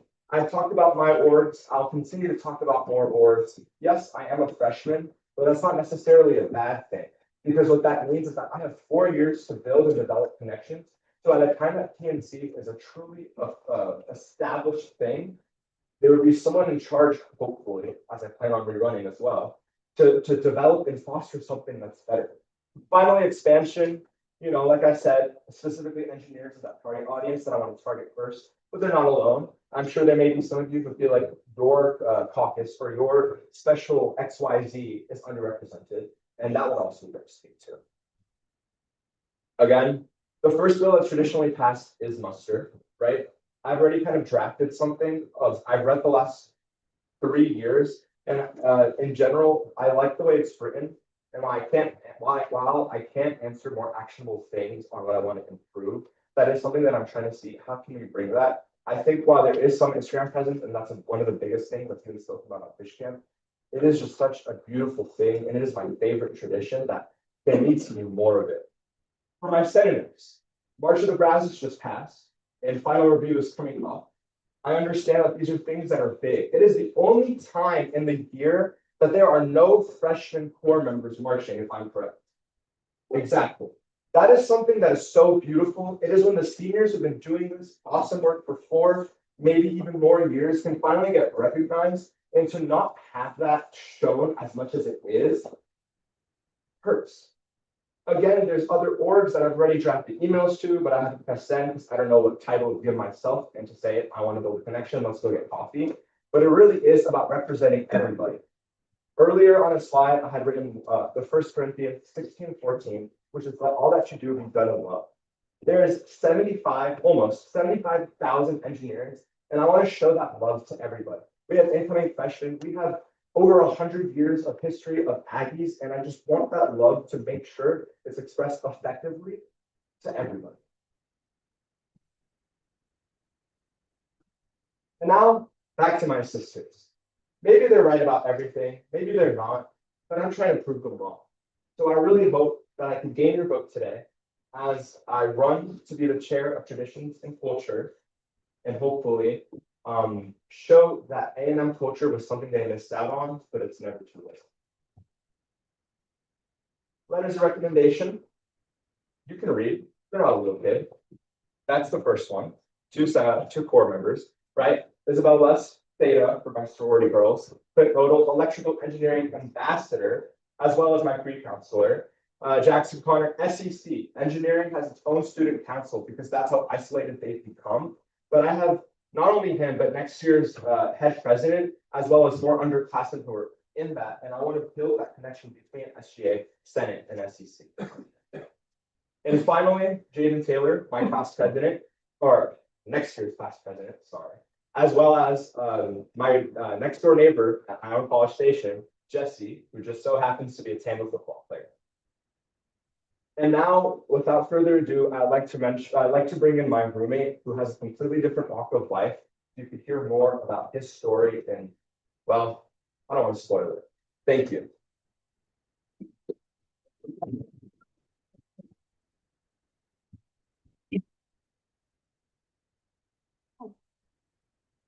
Howdy, y'all.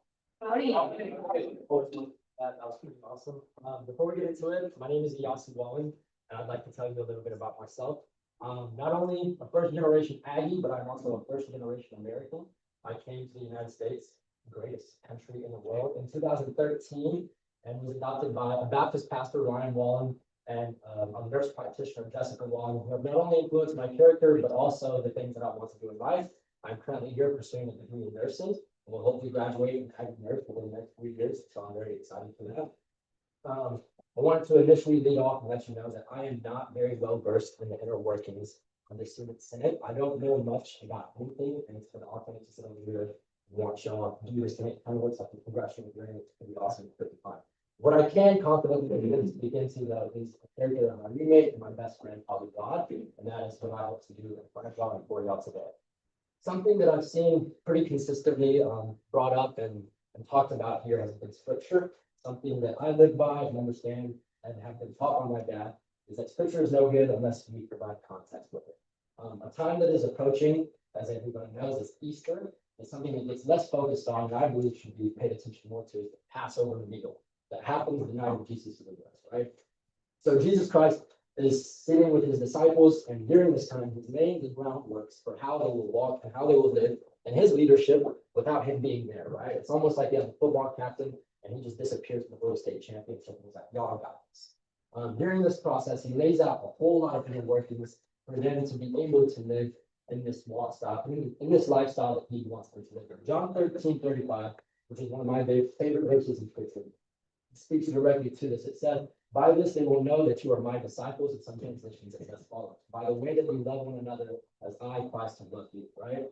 And so when you see all of that context, you acknowledge and understand that Jesus is letting his disciples know, this is how I want you to walk, right? And I'm sorry to stay stuck on this. It's pretty awesome. I think that something that we can all do more in our lives and our daily walks is to apply those verses in order to walk more like Jesus Christ. Something that I would love to do when I speak to Ollie's character is show in ways that he has shown that love to me and to the people around us that we have gotten to know. Something about myself, when I came to America from northeastern Africa, Ethiopia, I did not think there was any chance of meeting plugged into the competitions. I did not understand football. I did not understand Thanksgiving. I didn't get any of it. But by my senior year of high school, I was a Texas 5A state captain team. Got to play at NRG with W. It's amazing. And I love Thanksgiving because very much. Right. In that same way, the transition to college occurred, and I did not know how I would get plugged in here at Texas A&M. When I showed up, I was a part of that 2% that we spoke about. I didn't go to a football game. I didn't attend fish camp. I didn't do any of those things. But somehow I got roommated up with this guy on Rad, excuse me. And Ali was able to show me over time that involvement here at Texas A&M is not necessarily about how willing you are to go out, but how willing you are to just give it a chance, right? And so through that, I found involvement on campus. I became an executive volunteer for Breakaway, and a member of their choir/worship team. It's been a great experience and a way for me to expand just my knowledge about the university and the people that go here, and I've grown to love it. Through all of this, I see the character of Ali exemplified. I think that traditions and culture chairs speak very much to involvement in traditions and in culture, but outside of that, it also speaks to the connection that you can give people like myself and others on campus who want to become more involved and understand a little bit more of the inner workings of this campus. And that's exactly what he did. My thinking and my motto is that if he was able to do that with me, then I see no reason why we'd not be able to do that with the people and the students that are represented by the student body. I would like to thank y'all for this time, and yes, that's it.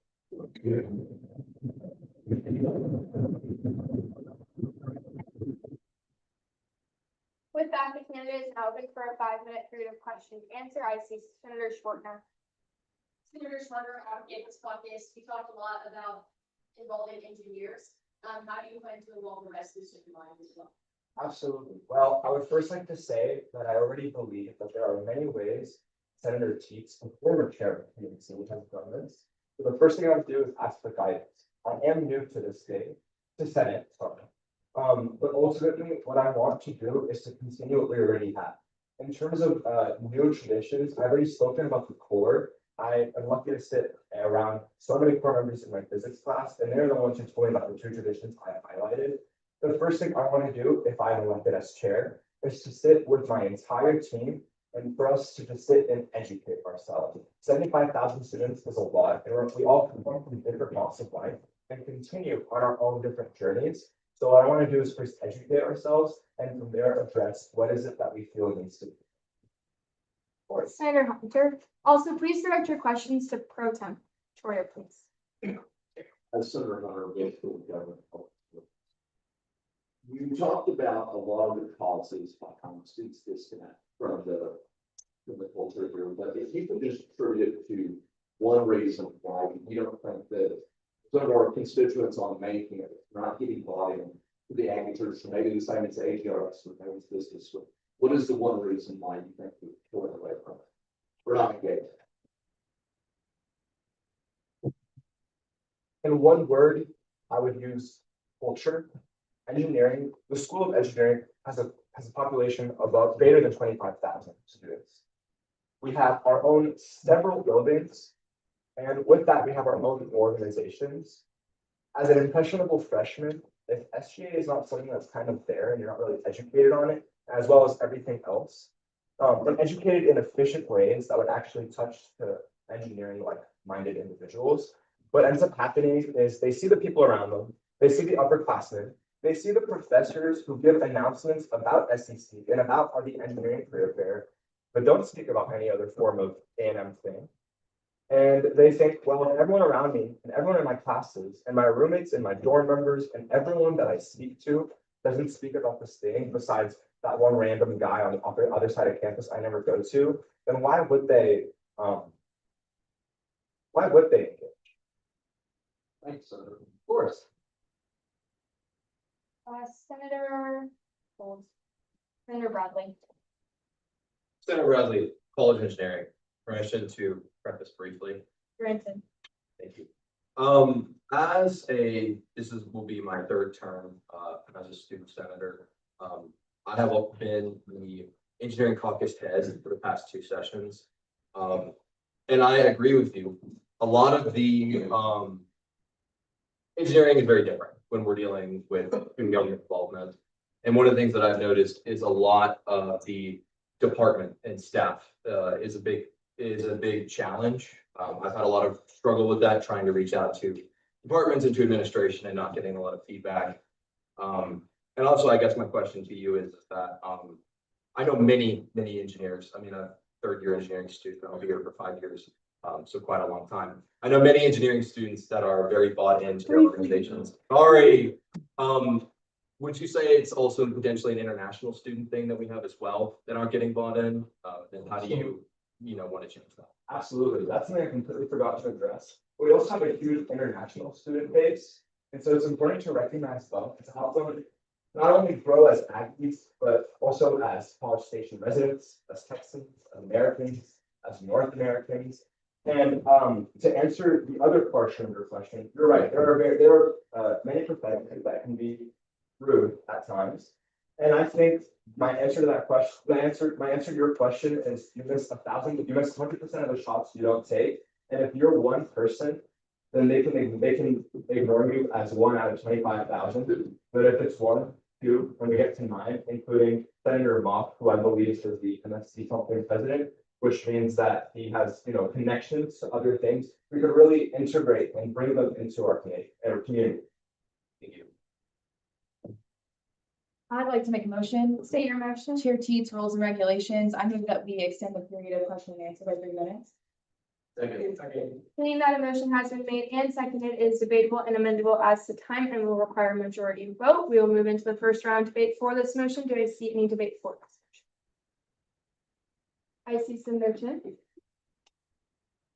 Senator Chen, Lowry Mays School of Business.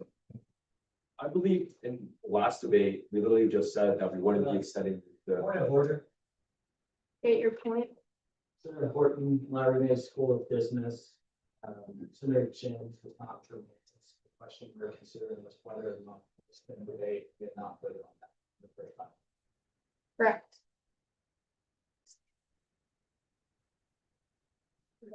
We're still in the first round debate for this motion. Do I see any debate for this?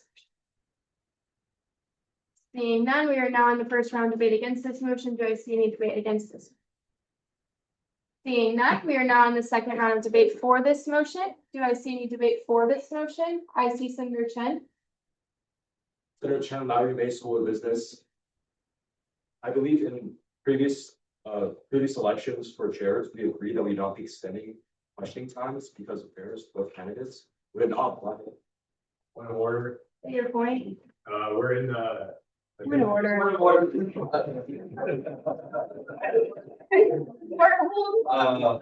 I see, hold on, I see Chair T.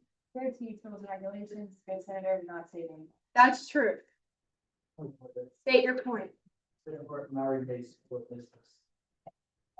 We're more clarification. We're not asking questions right now. We're debating whether or not to extend. We're in the second round of debate for the motion. So right now you are asking a question. We're debating, so you would come to the floor and debate for the motion to extend the time. That's the round that we're in right now. So when I move on to the next round of debate against, that's when you can come down. State your point. We're asking a point of information to ask the speaker about the parliamentary, about the,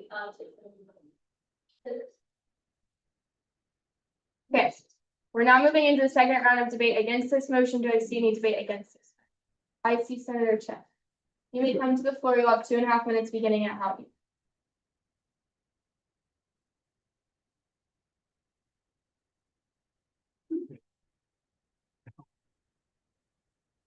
Senator Chen, Lowry Mays School of Business. Howdy. Hey. I think it's pretty straightforward. Out of fairness, both candidates, I don't think it makes sense that we should be extending the time. It was 5 minutes for the first candidate, so 5 minutes for the second. This is what we agreed upon the last debate. So yeah. And I yield my time to the floor. Seeing that the floor has been yielded to, debate has now closed, and we'll move into a period of voting on this motion. We will do this via we'll do this via standing vote. All those in favor of the motion to extend the period of question and answer, please rise as you are able.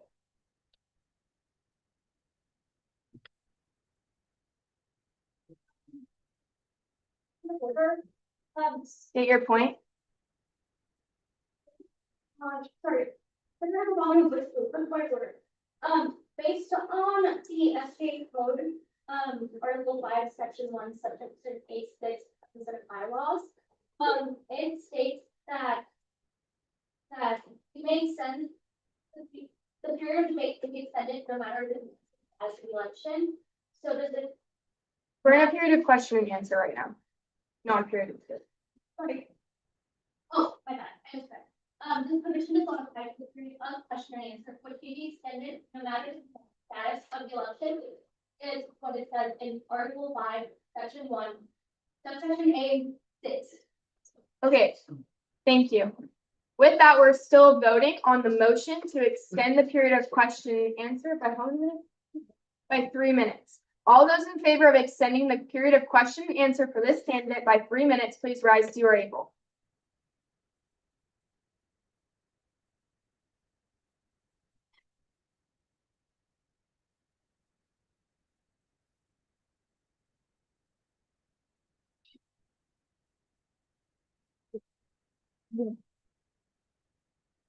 All those opposed?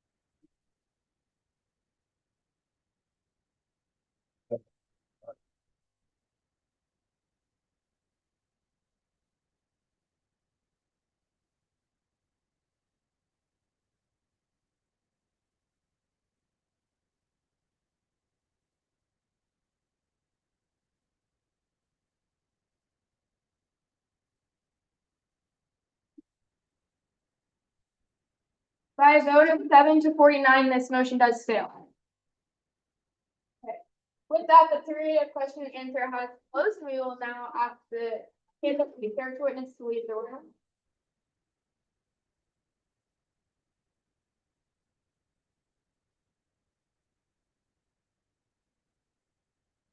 Okay, I'm gonna quickly remind everyone that when we are debating, we are only using the candidate number. We are not using their name, or I will call you out of order. And then we are not debating against any candidates. If you say anything against a candidate, I will also call you out of order. With that, we will move into the first round of debate for candidate 1. Do I see any debate for candidate 1? I see Senator Horner.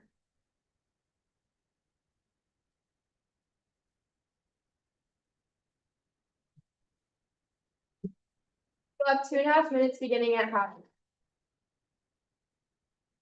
My business. Howdy. Howdy.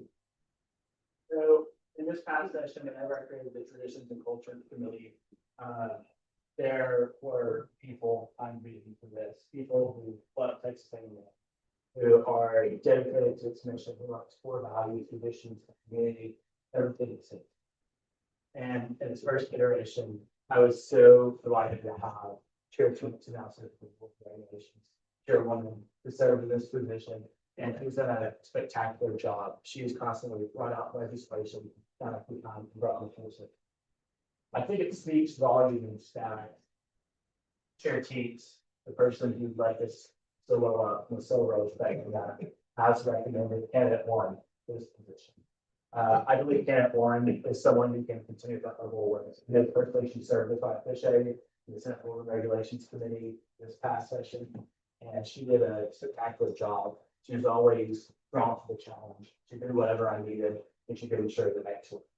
Along with that and her love for Texas A&M, and I believe her dedication to self-service, engaging everyone, I yield to. Chair, seeing that, whoa, sorry, go ahead.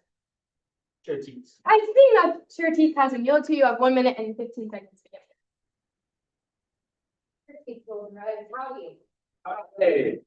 So as y'all may know, I was the inaugural Traditions and Culture Chair in the 78th session. I'm actually still in that role right now.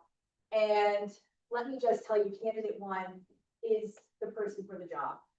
She reached out to me weeks ago, passionate about not only learning what this role was, but learning what works in this role, learning what maybe didn't work in this role. She didn't just want the highlight reel. She wanted to know it all. In addition to that, she asked me intentional questions about how to lead this committee.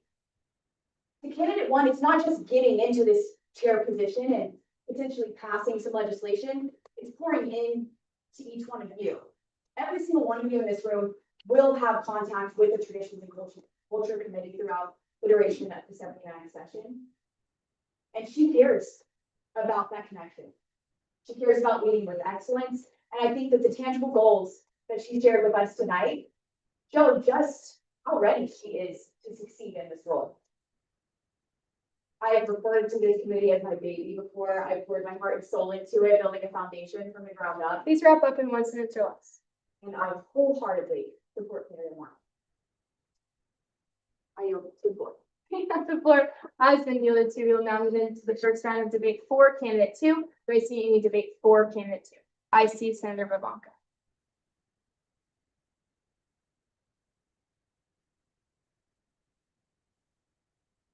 You'll have 2.5 minutes beginning at Howdy. Senator Luongo, Bush School. First of all, I'm sorry that I've been kind of speaking while I'm stating all my emotions. Obviously, it's hard and it's so stressful. But secondly, I have to speak on behalf of anyone.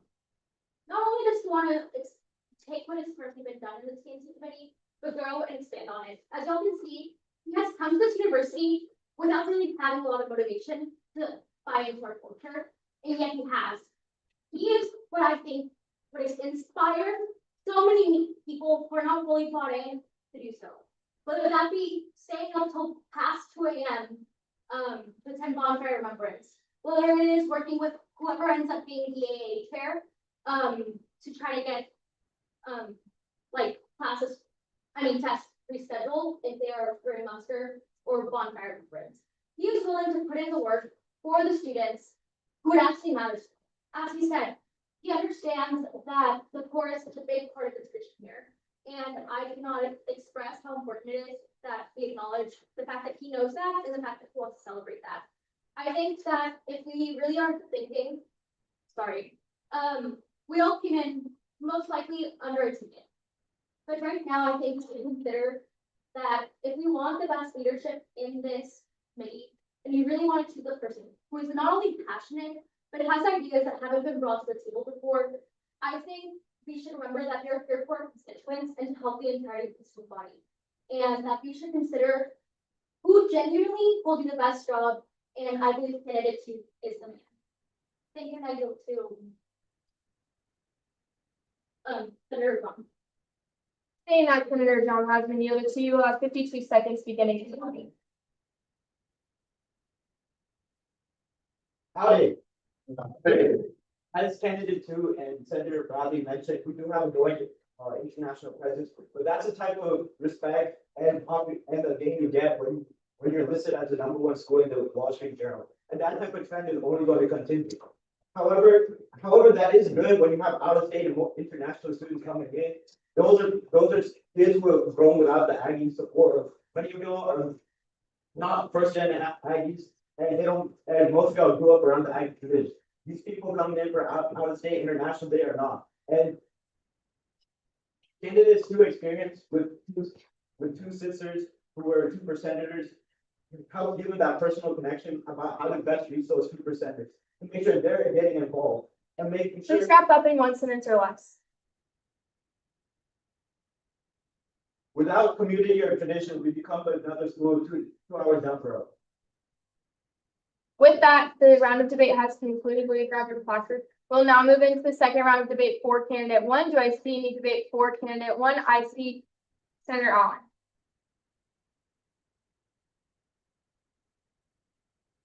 You'll have 2.5 minutes beginning at Howdy. Senator Allen, Section of Fine Arts, howdy. Howdy. I'd like to keep this super brief, but I would just like to voice my full endorsement for candidate 1. As someone who knows her from being Theta, as well as also being a core, I myself have my hands in lots of communities across campus, and I just truly believe that candidate 1 is going to be an excellent candidate to unify this campus and to spread our tradition that I have come to love being in the core for 2 years to other parts of the campus as well. So I look forward to Senator Bradley. Seeing that Senator Bradley has been yielded to, you'll have 2 minutes and 3 seconds beginning at Howdy. Howdy, Senator Bradley, college engineer. I would like to bring to the attention of candidate 1, my full endorsement for her, as well as the fact that candidate's 1 older brother was actually the one who got me involved in student senate, and without him, I wouldn't be here today, I wouldn't, have been doing things I love to do. And from what I know from her older brother, what I've known, from candidates one, or from candidate one and meeting her, in the past session, or, sorry, when I know from meeting candidate one, just in my day-to-day, she's great, and her older brother's taught her anything, she's gonna do a lot of good stuff. And with that, I yield to the. Now the floor has been yielded to. We will now move into the second round of debate for candidate two. Do I see any debate for candidate two? I see Senator Richards.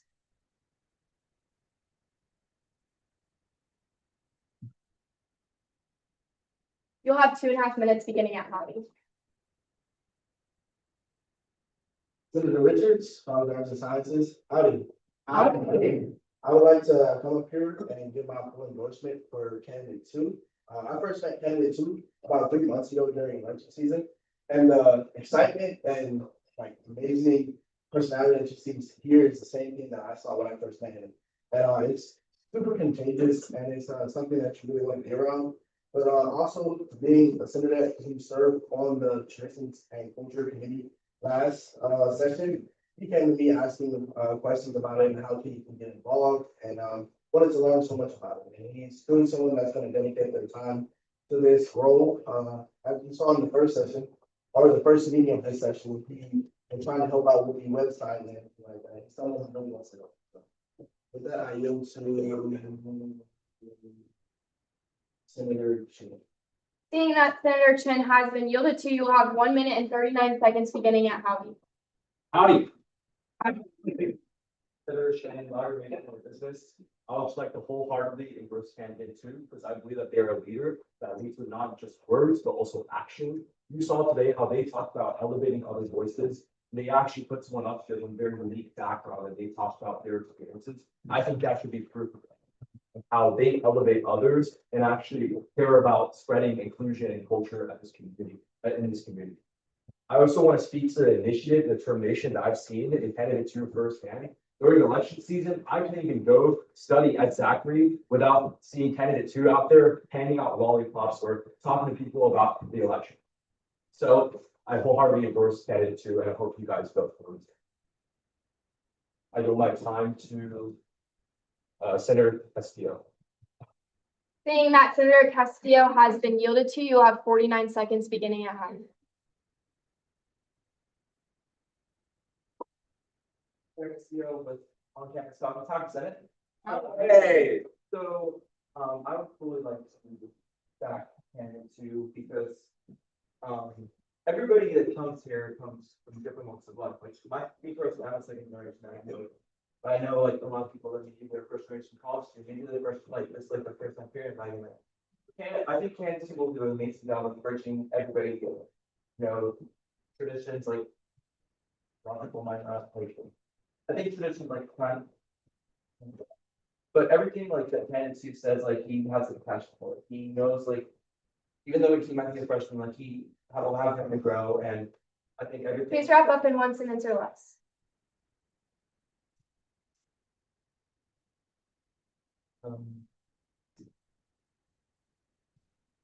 Candace will have room to grow, and I think that he's going to be the rest, like of bridging everybody together, and just being the voice of this committee.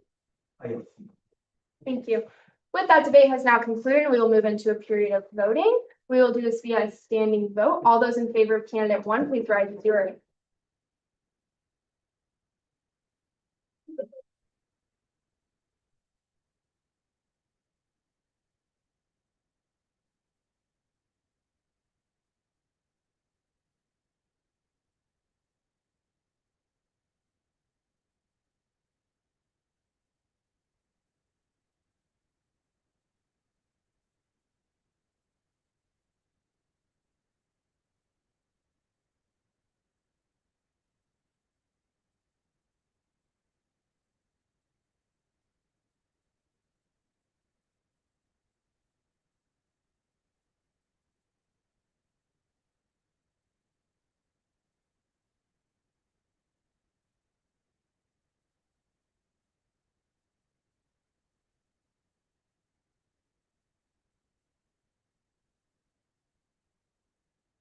All those in favor of candidate 2, please rise as you are able.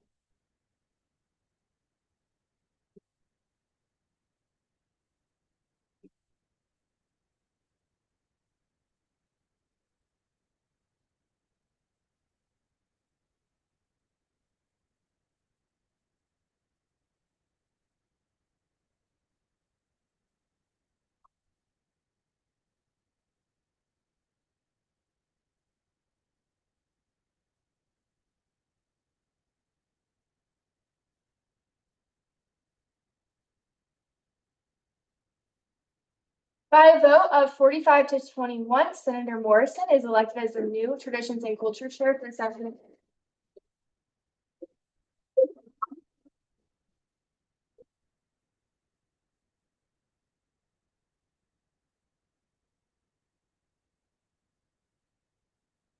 I'll be sworn in by our justice. Reminder that we stay standing. I state your name, do solemnly swear I, Abby Wilson, do solemnly swear, to faithfully execute to the best of my ability faithfully execute to the best of my ability the duties of the office of Savior Office the duties of the office of Traditions and Culture Chair. for the Texas A&M University Student Government Association. To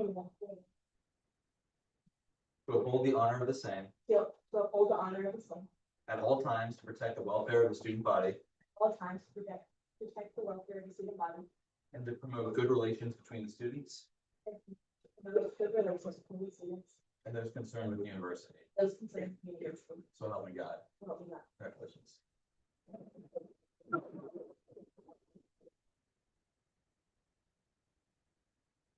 With that, we will now move into a 5-minute recess. Go to the bathroom, get some water, stretch your legs. It's insane.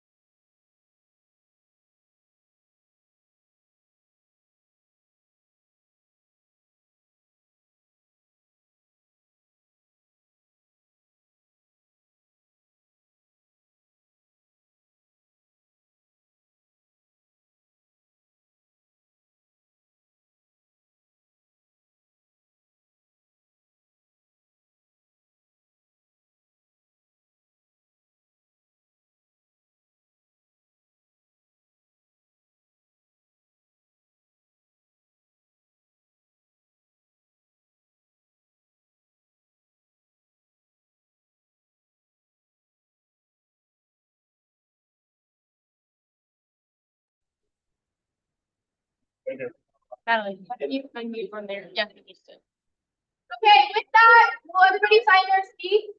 We'll go ahead and get started with the election for the academic affairs chair. The floor is now open for nominations. Do I see any nominations? I see Senator Smith.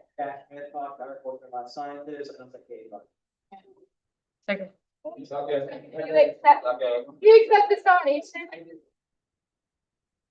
Be quiet down while the floor is open for nominations. Do I see any other nominations? I see Senator Kim. Senator Greenform, because that's, I nominate Senator Whitehead. Senator Whitehead, do you accept this nomination? With that, the floor is still open for nominations. Do I see any nominations? Seeing none, the floor is now closed. Will candidate 1 and their character witness please come to the floor? Candidate 2 and your character witness, will you please exit the room?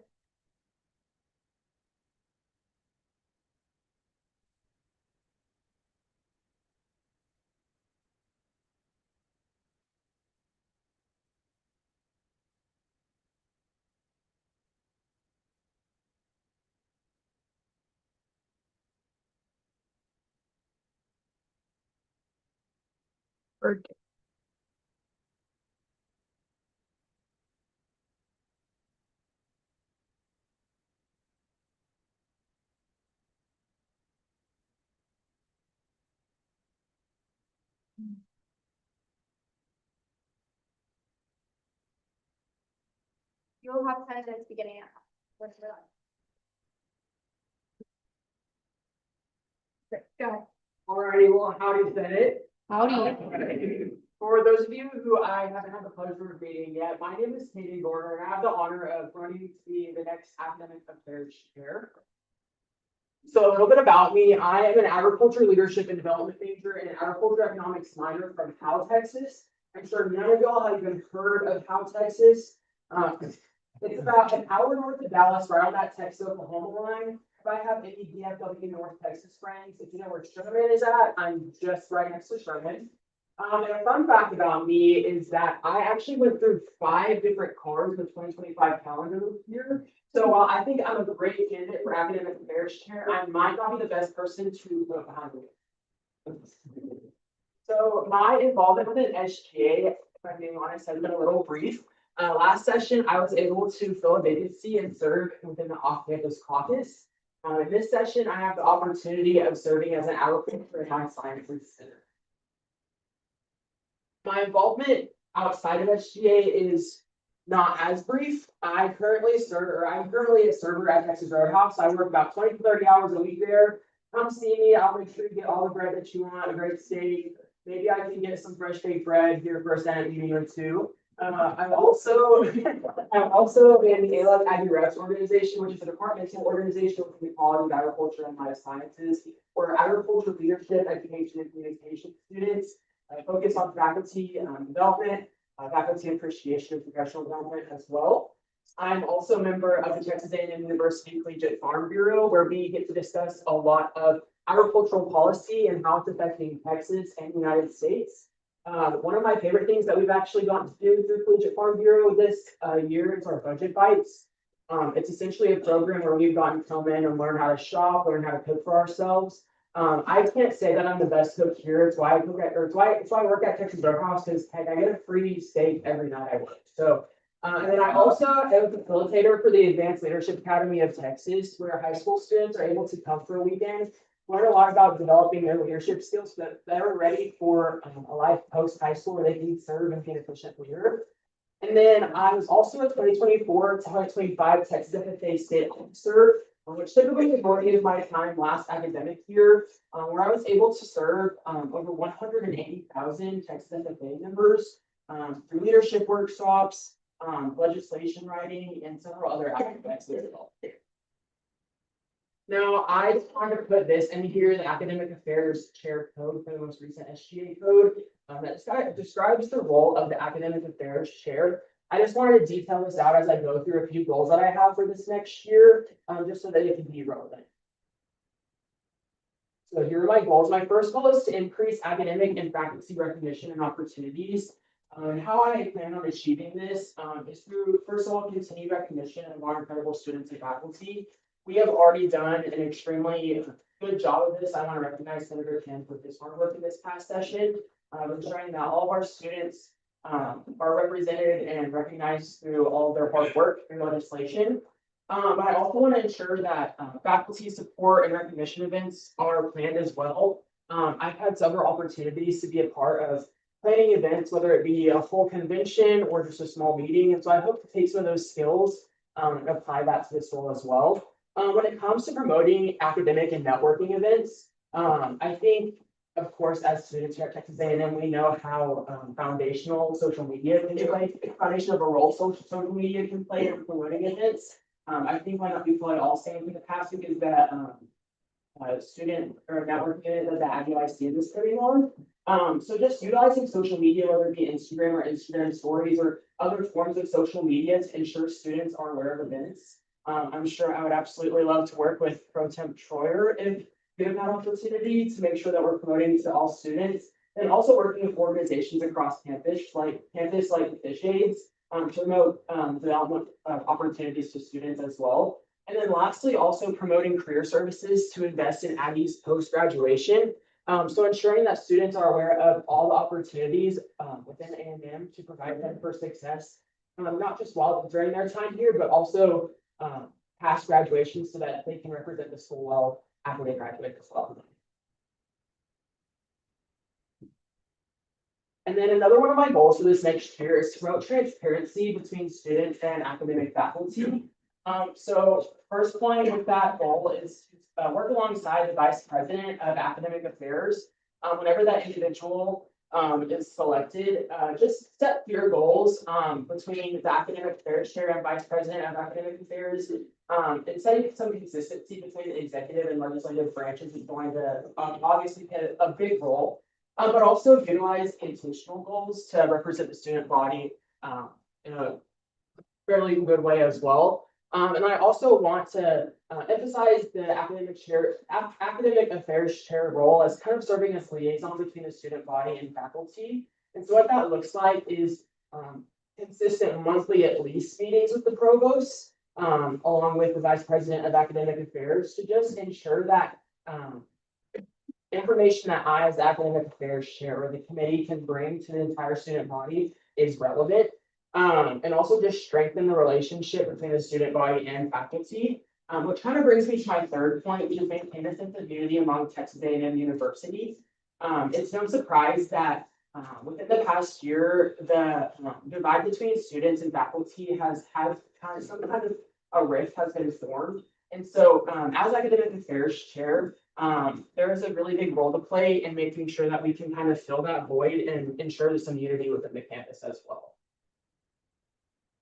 So these are some letters of recommendation that I have from some pretty incredible people. I highly suggest that you take some time, look through them. All of these people really took time out of their day to write some really encouraging and incredible words. But I have a lot of gratitude for them as well. And I have some others. And so with that being said, I also wanted to kind of introduce my character witness as well. Audrey has been a very dear friend to me since coming here to Texas A&M.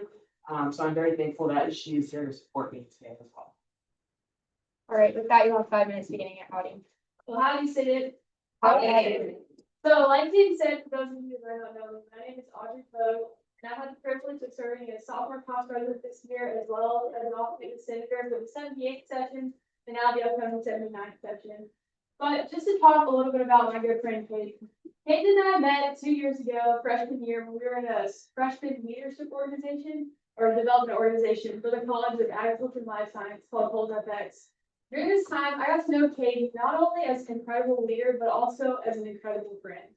Kate truly shows up for the people he cares about, and he is truly dedicated to everything that he does. And I got to see him coming into college with these skills, but also truly grow throughout our freshman year. And now I think one of the coolest things about Kate is that he works so hard as a server at Texas Roadhouse. Now I know a lot of us work through college and work to get through, but really, Caden does this with such grace, balancing all of his other involvement, like y'all saw on the slides, alongside working so hard and working so hard in school. It truly is impressive to see how he balances it all. Hayden also is so accomplished in everything that he does, and also, this is something that he's gonna take into his career. As chair, I have no doubt that Hayden would truly exceed all of our expectations and work so hard to not only learn for himself, but also to just increase the effectiveness of our students in it at all. If you vote for Hayden, I know that you're gonna be voting for someone who's gonna put his all into this position and truly leave it better than he found it. There's no one that's more eager to step up and serve the students in it like Hayden is. I truly have no doubt that he would do incredible work and make it better than we could all have. Thank you so much.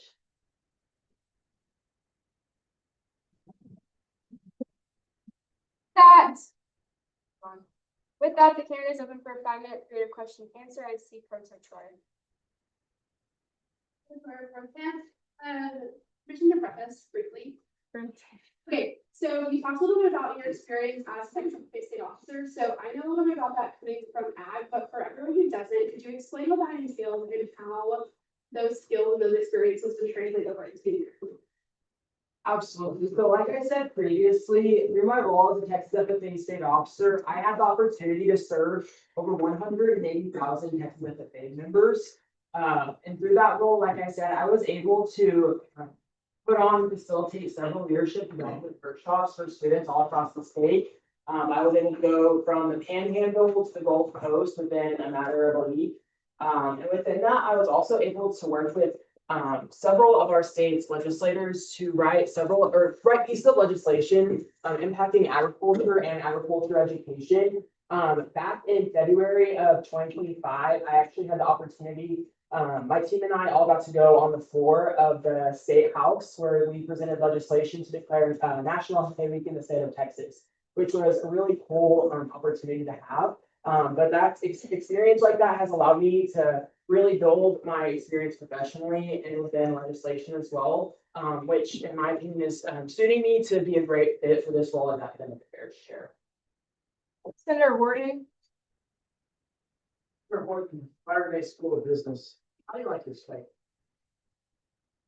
Okay, so if I'm being honest, I like. Is that germane to what we're talking about right now? I mean, he worked at Texas Roadhouse, so yeah. Keep going. If I'm being honest, I prefer more of a medium rare. But at Texas Roadhouse, there's a pro tip, a lot of the cooks tend to overcook a steak. So usually I order it a little rare just so that when it comes a little overcooked, I'm still happy. Thank you. Senator Bradley. Senator Bradley, College of Engineering. You don't get to that place in FFA without doing a lot of work. Did you show animals? I did. What animals did you show? I did about everything you could think of. You know, sometimes within the software community, somebody can throw you a lamb, goat, pig, deer, or any kind of cattle and say, hey, can you take this in the ring for me real quick? And so then you're just left, oh, hope I'm doing a good job. I primarily focused on swine, a lot of market barrows, breeding gilts. But honestly, if you give me any piece of livestock, I could do my best for it. Thank you. Chair Teets. Chair Teets, rules and regs, permission to preface briefly. Granted. So I was a senator in the 77th session, and this chair position ran an academic advisor luncheon that I thought was absolutely excellent. And that notably did not happen in the 78th session. My question is, for the 79th, if elected to this position, will you be hosting the academic affairs luncheon? Absolutely. That is something that I look forward to putting on. That's not something I don't like talking a bunch about my state officer experience just because a lot of people, they see it's like a high school thing. But through that, we were able to plan a state convention that over 20,000 students across the state were able to attend. And I was able to get a lot of experience through that. So that's something that I hopefully can take forward in planning the luncheon as well. Senator Tim. Senator Ken Farr, for the permission to briefly preface. Briefly. Sort of building off what Chair Teets mentioned, as the current academic affairs chair for the 78th session, there's been lots of difficulty in planning the academic affairs, academic advisors appreciation luncheon. If you were in a position where working with the association, you were pushed back on certain dates, would you reconsider a location, or how will you proceed to work around that kind of thing? But when it comes to planning, one thing that is awesome about A&M is that we have several places to have an event like that, whether it be the MSC or another location on campus. So if it comes down to just dates or location, that's something that obviously we can be flexible on as long as enough time is taken to ensure that we can properly plan. As for other organizations, that's just something that you have to work around and be really organized to work with. But you know, I have the mindset of just take what they throw at you and work with it. And so, if worse comes to worse, you just have to make sure you work with it and get your job done. Thank you. All right, with that, the period of question and answer has concluded, and I will now ask the candidate and their character witness to leave the room.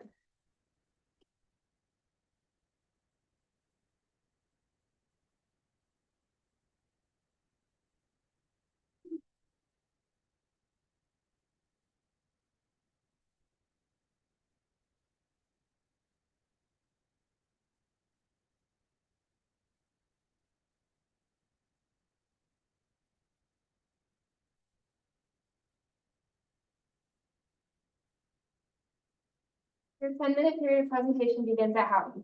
Howdy, Senate. My name is Mackenzie Whitehead. I'm a proud member of the class of 2029, and I am so honored and privileged to be here today to run for your academic affairs chair of the 79th session of the Student Senate. So to just get in a little bit about me before I get into my policies, I'm from Keller, Texas, in the DFW area. My major, I am a double major. I'm an agribusiness major as well as a business management major. Going into my career goals, I hope to go into immigration as well as civil rights law. A fun fact about me is I try to visit a new museum every month. I am a firm believer that knowledge is power, which is one of the main reasons I'm applying for this chairman position, but I love learning, so that's a fun fact about me. Going into my outside involvement, I'm a proud member of Kappa Alpha Theta. I host a myriad of leadership roles within this organization on committees, and I just love to be as much as possible. I'm also one of the founding members of the Aggie Lyceum student chapter. Super great initiative we're starting forward in coalition with the Aggie Lyceum branch of Texas A&M University. Moving on, I am the Dean's Excellence Scholar for the College of Agriculture and Life Sciences. I'm super blessed to win this award, and there have been just a myriad of great opportunities presented to me through this involvement. Next, I'm a member of Howdy Crew. I get to be the biggest cheerleader of Texas A&M, and I am so proud to do so. Moving on, I am also a fish camp counselor. Just to kind of brag on my namesake a little bit, if any of y'all are following Apollo 2 and that just happened, my namesake actually works for NASA, and that was her ship that just launched.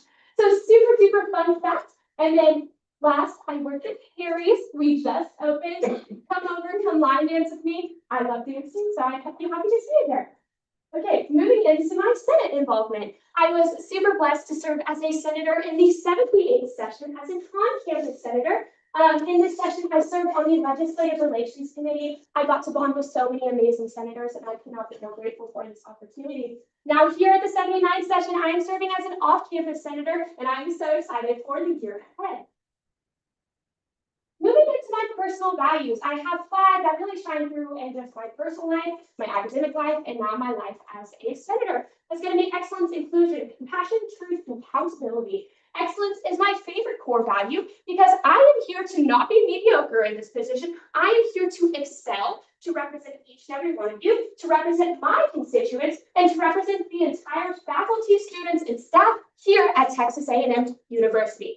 My next 2 kind of go hand in hand. That's going to be inclusion as well as compassion. For me, everybody has a seat at my table. I do not care what walk of life you came from. I don't care how you were raised. I don't care if you're here at Texas A&M. You belong at my table, and I want to do that within this position. And compassion kind of goes the same. You are loved, you are valued, you are worthy. And I want to make sure that each and every one of you believe that with me as this chair position. Next is truth and accountability. Same thing, kind of go hand in hand. As the chair, I am the sole leader, and it fizzles down from me. So I need to be accountable for my actions that I can lead my committee the best way I can. And so what that looks like is if I do have a hiccup, I'm going to take accountability for that because at the end of the day, that was my policy, that's my committee, and at the end of the day, that's going to be my family. And so truth and accountability are super important to me. Moving into what the Academic Affairs Committee does. So in the code of conduct, the academic care committee, it's really straightforward. It's going to cover all areas of academics. In the past, this has been a kind of hard committee to delegate what are the true responsibilities. It's been kind of one of those things, so how do we make this tangible? So that's something that I really hope to work forward to in this committee. Going to the chair itself, there's going to be two kind of big responsibilities.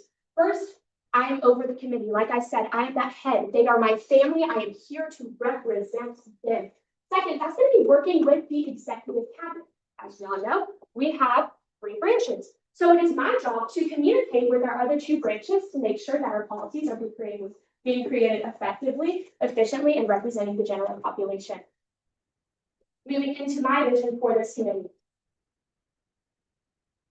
I like to use acronyms, helps me kind of remember people. So my acronym is CLASS, because I try to serve with class. I believe here in the Senate, we are classy people. And so that's why I came up with the acronym CLASS.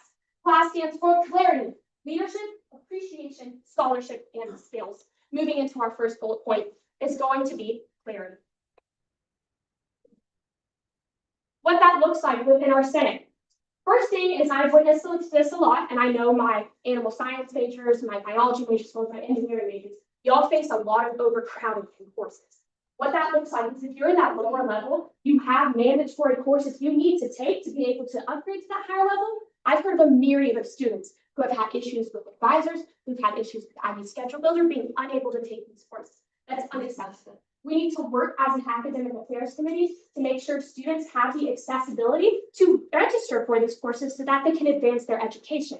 Next is going to be a mandatory syllabus in our Howdy portal. So right now, when we have our IB Schedule Builder, there is the option to view your syllabus for your classes. A lot of professors do not upload this syllabus.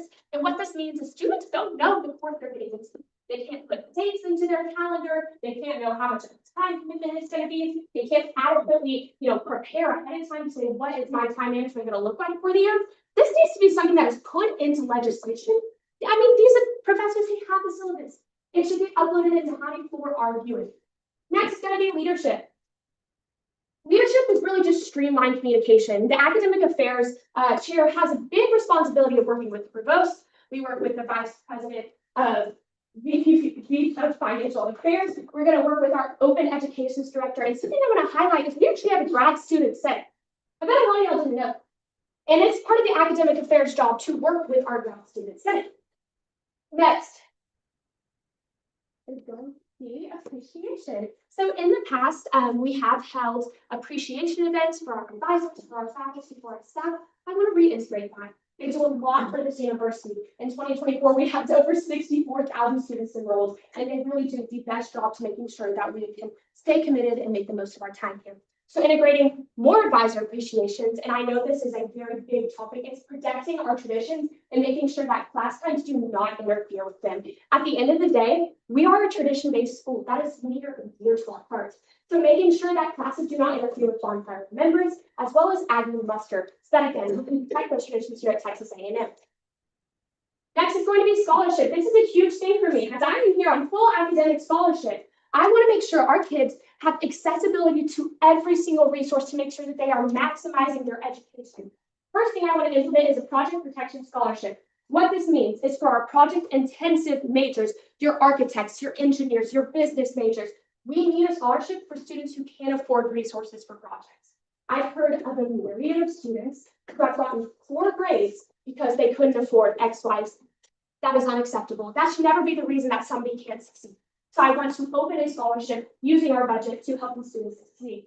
Next is going to be our third-party resources. I want to thank our executive cabinet. They've been doing great jobs with our PAC and lowering that pricing. But we have other third-party resources.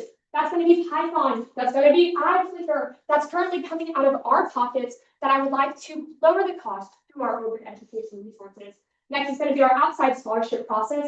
Currently, it's pretty lengthy. We file a direct form and then we go through 2 agencies. So just kind of looking at that process, this is probably something that's going to take a couple years to integrate, but just starting that process within this committee. And finally is skills. Academics is not just grades on paper. It's what you take with you outside of graduation. So it's installing citizenship skills. It's installing interpersonal skills through workshops, through presentations. IBYC has done a great job with their new students, Synopsium, that I know a lot of y'all have found out about. And just integrating more initiatives like that. I'd love to do stuff with our fish eggs because they are the future of this university. But just making sure that we can, initiate skills, workshops, things of that such nature to improve not just our grades, but just also people. And finally, student research surveys. I hope to work with student services to kind of achieve this. I recently did a student survey on the Evans Library, and something we found out was a lot of students value comfort when it comes to studying, and I think we could provide some more comfortable seating arrangements within our Texas A&M University resources. Next is going to be my letters of recommendation. I am very grateful for these people. They took the time out of their day to write about me. First is going to be Jenna S. Curtin. She is the Assistant Dean for Student Success here in the College of Agriculture and Life Sciences. A very wonderful woman. She is also a board of director for the NYCM. So should I get this position, I really want to work hand in hand with her to integrate the initiatives that I have mentioned. Next is going to be Robert Hargos. He has been a tremendous mentor in my life. He was Please wrap up in 1 sentence or less. pro tempore, and I'm going to show you my other letters of recommendation as well. And I am happy to introduce my character witness, Lee Coleman. You'll have 5 minutes beginning at howdy. Howdy, Senate. Howdy. I'm Luke Holtzman, and I'm here to endorse Mackenzie. So I actually met Mackenzie somewhat recently at my fraternity's philanthropy event, but she's already made a tremendous impression on me. She is one of the most intelligent and brightest people you will meet. She's here on a full ride academically, as you said. She's also extremely ambitious. She is always asking questions, always giving ideas, and good ones at that. And she always gives 100% in everything she does, and she's never complacent, which I think is extremely valuable. She's also very good with people, very personable. I've known her for a little over a month, but I feel like I've known her for a year. And I think if any of you have gotten to know her, you would probably feel the same way. She's also very good with working with people and making them feel seen, which is essential for a leadership position. I also want to highlight her integrity. She lives by a strict moral code, and when she says something, she believes it. And when she believes it, she lives by it. And that's something I really respect. And lastly, I want to touch on is she is working with the Aggie Lyceum student chapter to integrate more skill-based and academic workshops for undergrad and graduate students, which I think is pretty impressive. And overall, I just think Mackenzie is an amazing candidate, and you guys should vote for her. You guys, thank you so much. All right, with that, the candidate is now open for a period of question and answer. I see Senator Hunter. Senator Hunter Bush for Government Public Service. Last session, you started on Pledge Relations Committee. You got to see a lot of the conflict, I guess we'll say, that happened in Austin between them and our faculty here. What do you believe are faculty's greatest challenges right now in this current academic conflict? Great question. Faculty's greatest challenge right now is going to be student accessibility, as well as following the new laws implemented by the Texas legislation. That was what led to the disbandment of one of our majors here at Texas A&M.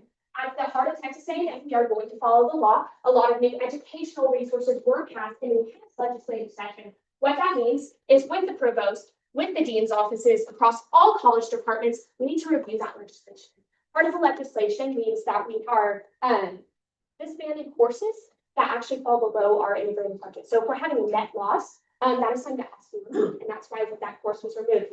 So that just means we need to look at our majors. We need to look at what's feasible, what's not feasible, and that's going to be something with academics as well as looking at with the overcrowding issue. One of the possible solutions is adding more faculty, adding more courses available for the students. That's going to be another budgeting issue. Is how can we fund that? How can we make sure these students are getting the resources? The more equity normative side of things, but also applying to the positive side of things, those numbers and how they relate to our university. Thank you for your question. Senator Schwartner. Senator Schwartner, off-campus caucus. I was just looking into your letter of recommendation, but they're really more listed in here, so do you know where I can find the other ones? Yes, ma'am. They're getting uploaded actually tonight. I just received our letter from Dr. Curry, so they will be uploaded. Perfect. I see Senator Babak. Senator McCollum, well, historically, this has been very heavy on the chair. How do you feel on including all of the members that are in your committee, make sure that they have their own application. Yes, ma'am. Two of my five, qualities that I mentioned was truth and accountability. At the end of the day, I need to rely on my team. At the end of the day, it's not me, it's my team that's helping me to make the right decisions. So what that looks like is I want to make sure my team is sitting in on these meetings. I think in the past, our chair has sat on these meetings autonomously. And I want my committee there. I want to make sure that they can give me constructive criticism. We can have these communications with our staff, because ultimately the more minds we have, the more ideas we have, the more that we can facilitate great change.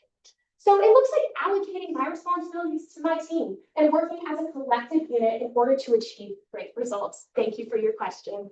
Senator Morales. Leila Morales, on-campus caucus, can you elaborate on what open education resources? Absolutely. So open education resources is something that was really prevalent in the 2022 Academic Affairs Committee that I really want to highlight again. What an open education resources is, that's highlighted by the university librarian. What that means is we're filing corporations and agreements with textbook providers as well as third resource providers. What that means is we can get a discount or we can completely negate these costs for the university. From our open education resources in the past, we have cut $11 million on textbook uses as well as third-party uses. So this is something that is greatly benefiting our university. I highly encourage you to go look at the Open Education Resources database. You can see those numbers and see exactly where they came from. And this is a great resource that I really want to integrate into this committee. Thank you. Senator Dick. Senator Dick, on-campus caucus. Briefly. So as an upperclassman, I have the privilege of attending the old areas and at the National Building Star, I do applications very frequently for other neighbors opportunities. And one thing that I've heard is that the dance force has been significantly downsized. And when I lived there, there's the old judge property. And I thought that they would do something to really more expand that. How do you plan to address these concerns about these dance properties? Absolutely. When we were looking at our plan for opening the new Harry's, we knew it was going to be a new Harry's. It was a very different location. So we're appealing to very different audience bases. And that's something that we're actually working with right now. We just integrated Two-Step Tuesday that are solely line dances, solely country music. And we saw great attendance, and we had great reviews from that. So I think it's opening hours to make sure. Please wrap up in 1 sentence. To make sure that we can apply that to our consumers and make sure they have the best experience. Thank you. With that, will the candidate please leave the room with their clerk?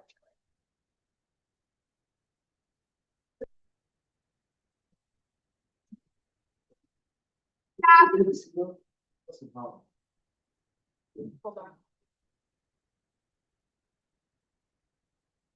Okay, perfect. Okay. We're in the first round debate for candidate 1. Do I see any debate for candidate 1? I see Senator. You'll have 2.5 minutes beginning at how. Hi, Senate. Jack Smith, agriculture and life sciences. I know candidate 1 doesn't want to brag on himself a whole lot, but I will.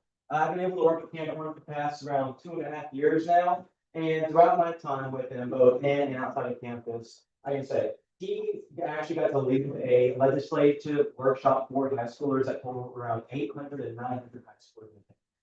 This guy teaches those high school seniors and juniors more about the legislative process, how it becomes a law and whatnot. He did most of that work, and he was, of course, facilitated all of that.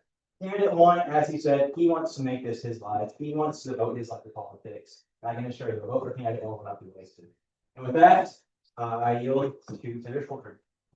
Seeing that Senator Shortner has been yielded to, you will have 1 minute and 45 seconds beginning at Howdy. Senator Shortner, all campus candidates.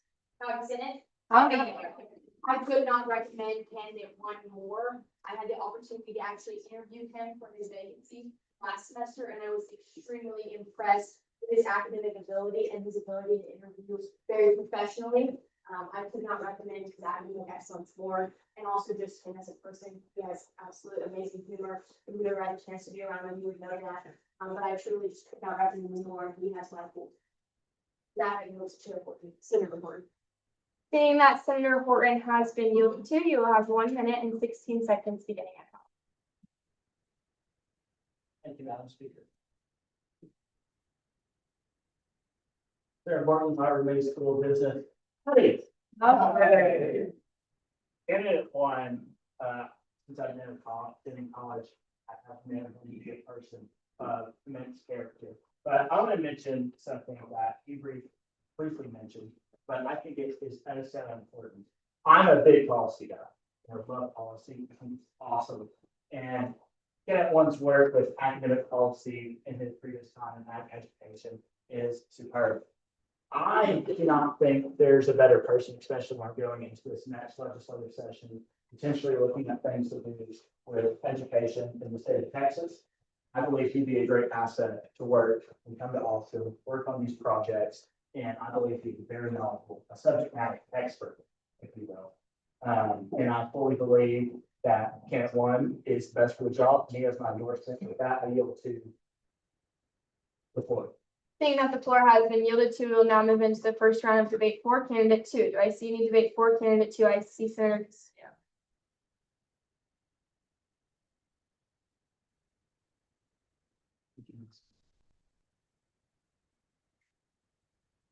On campus, Marcus, Senate. Hey.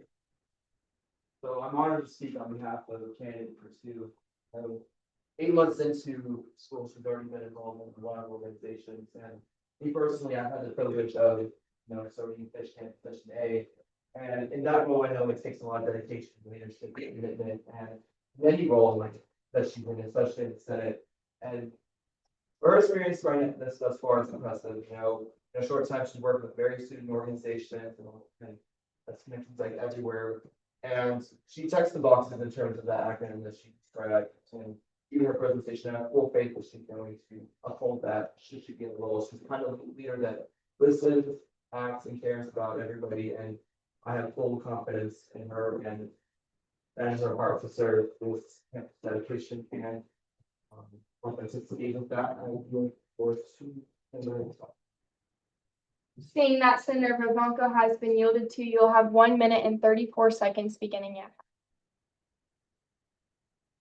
Senator Vivanco, Bush School. Howdy, I know that y'all are probably getting so sick of me, but I'm gonna be really straightforward.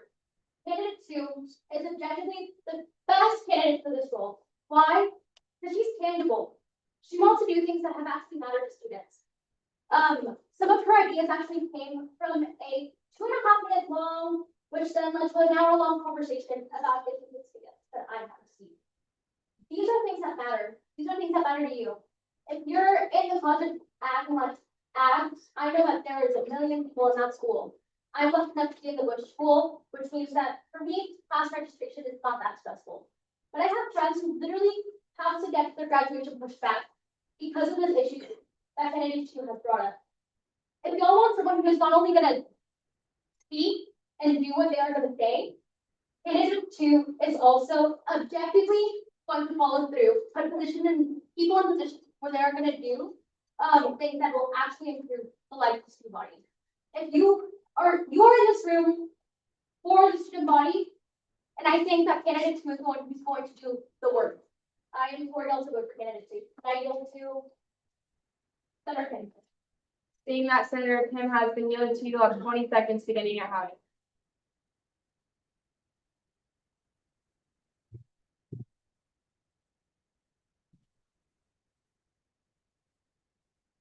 Howdy. Howdy. I'll keep this very brief.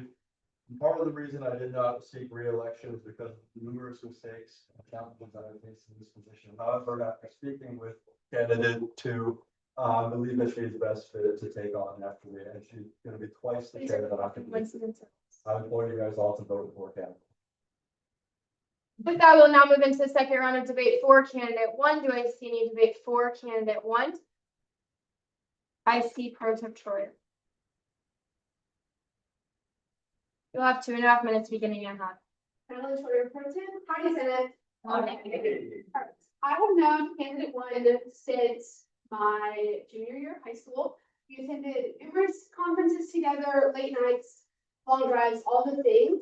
And throughout that, his love for agriculture and the things he's passionate about, including now Texas A&M, has never once wavered. Throughout his year as Texas State officer, he was involved in numerous projects that relate directly to what the work of the Academic Affairs Chair does. These include things like lobbying to adults and working closely with students to address their needs. And throughout that year as a state officer, it was made incredibly known to me that his goal was always to join student government. And now that he's had the opportunity to serve in this capacity as a senator, I truly believe that the next best thing to do is to elect him to the chair position and have him help lead the Senate. With that, I yield to the floor. Seeing that the floor has been yielded to, we will now move to the second round of debate for candidate 2. I see Senator Cox.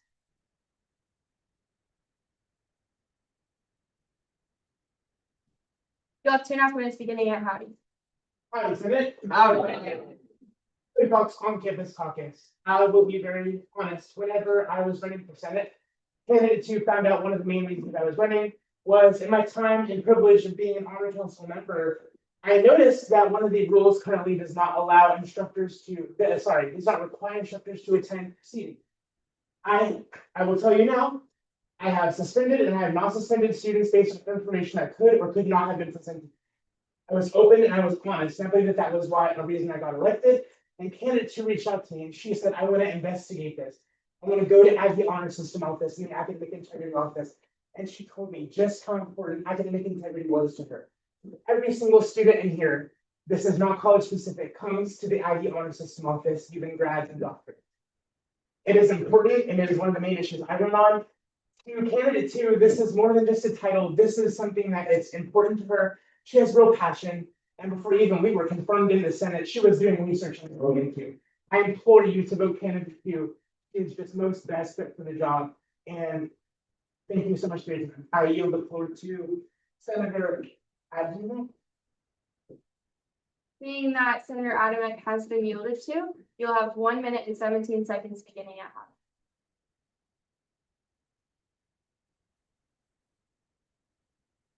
Hi, Fred. Senator Advocate off campus caucus. You're gonna be a little confused why I'm up here.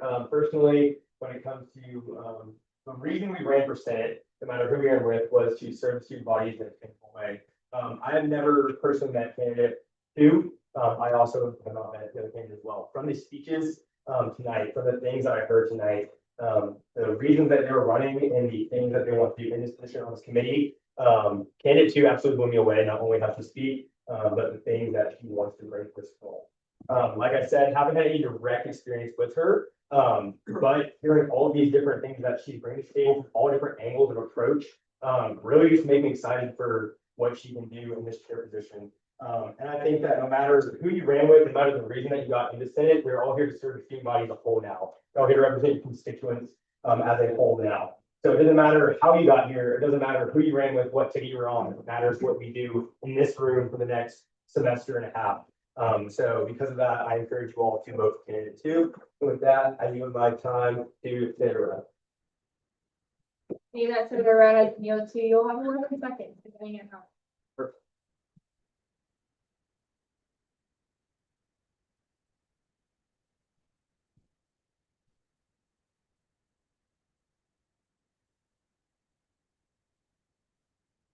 Howdy. I would love if you guys could stop looking for your screens and your shoulder and your glasses, and please vote for the person who will be the best for this position. Please wrap up in 1 sentence or less. With a ballot vote, there is no more groups of people, but who you believe is actually best for this role. Thank you. With that, we'll now move into a period of voting. This will be done via ballot vote led by Pro Tem Troyer.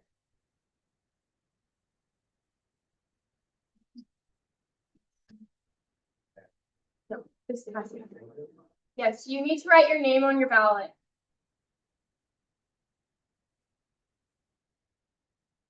Let me check. We do. Can I have one? You have a pen.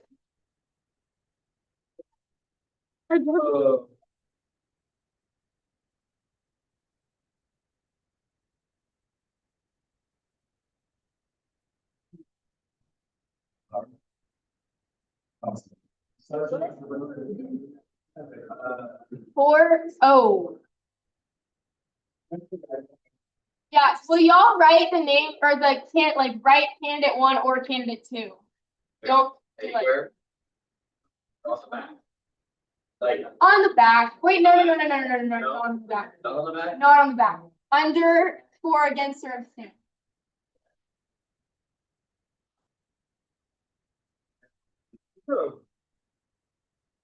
What's the name? Name.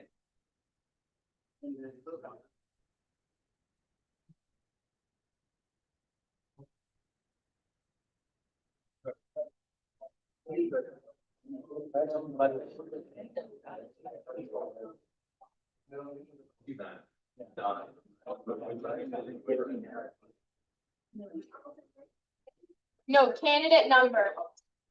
Do not write their name. Right through name? Write their number. Oh, okay. Don't write their name. Not write a name, guys. Thanks. You write your name and your. Your name. Out We there. have 3. Out there. You got that.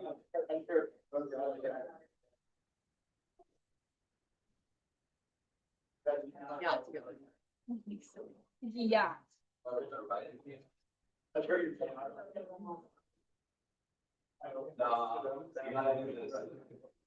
I got my favorite.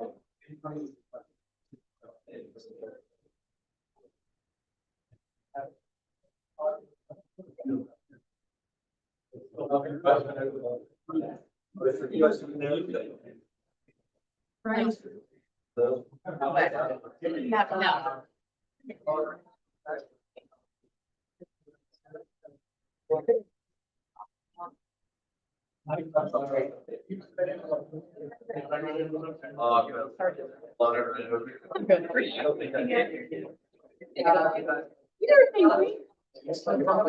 Got to do.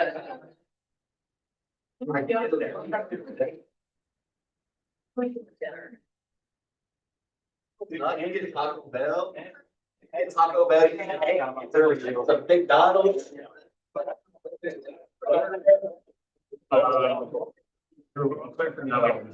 Okay.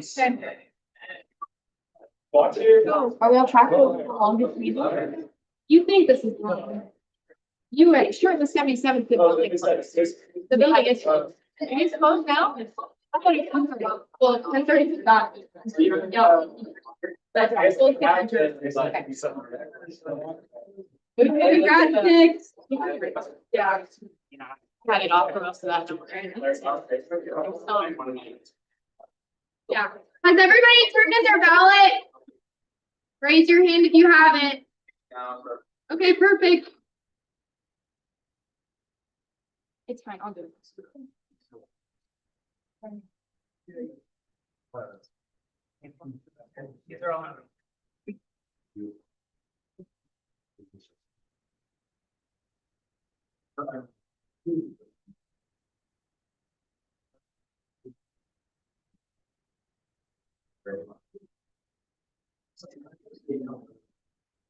Yes.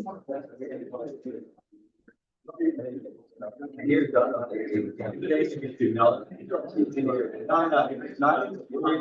Don't know how to take it. No. That's salary, that's able to not. Yeah, you're not here, but.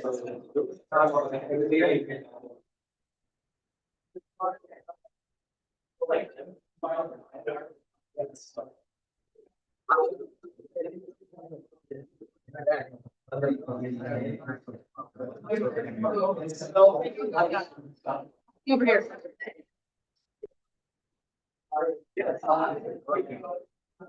I know.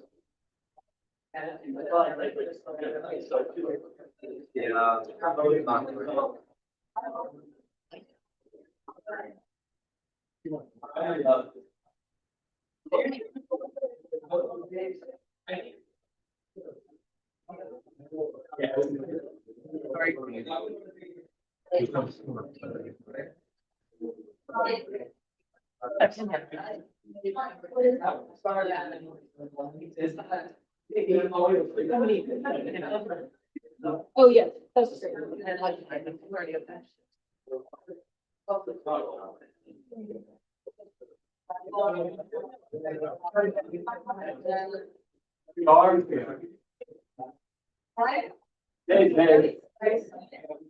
Success.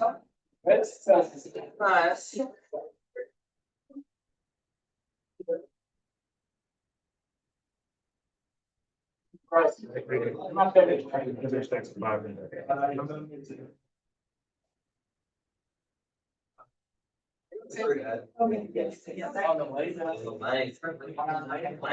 We talk about land.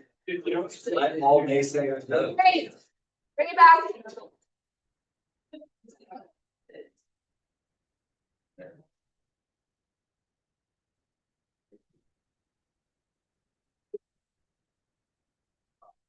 Something backwards.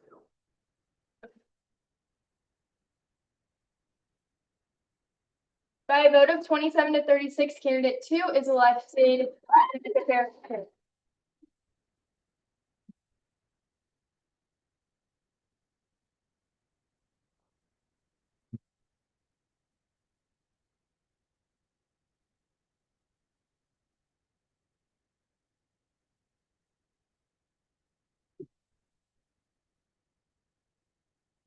State your name, do solemnly swear I, Mackenzie Whitehead, do solemnly swear to faithfully execute to the best of my ability to faithfully execute to the best of my ability the duties of the office of state or office the duties of the office of the Academic Affairs Chair for the Texas A&M University Student Government Association, for the Texas A&M University Student Government Association, to uphold the honor of the same to uphold the honor of the same at all times, to protect the welfare of the student body, at all times, to protect the welfare of the student body and to promote good relations between the students, and to promote good relations between the students those concerned with the university.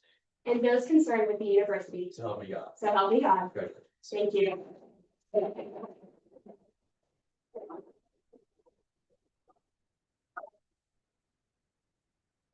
We will now move into a period of open session. The floor is now open for motions. I see Senator Horton.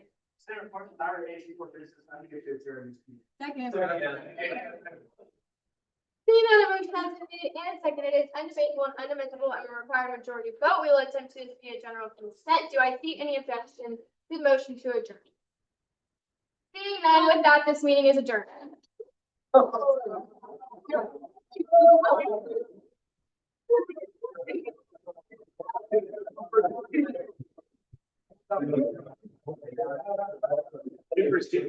Hey.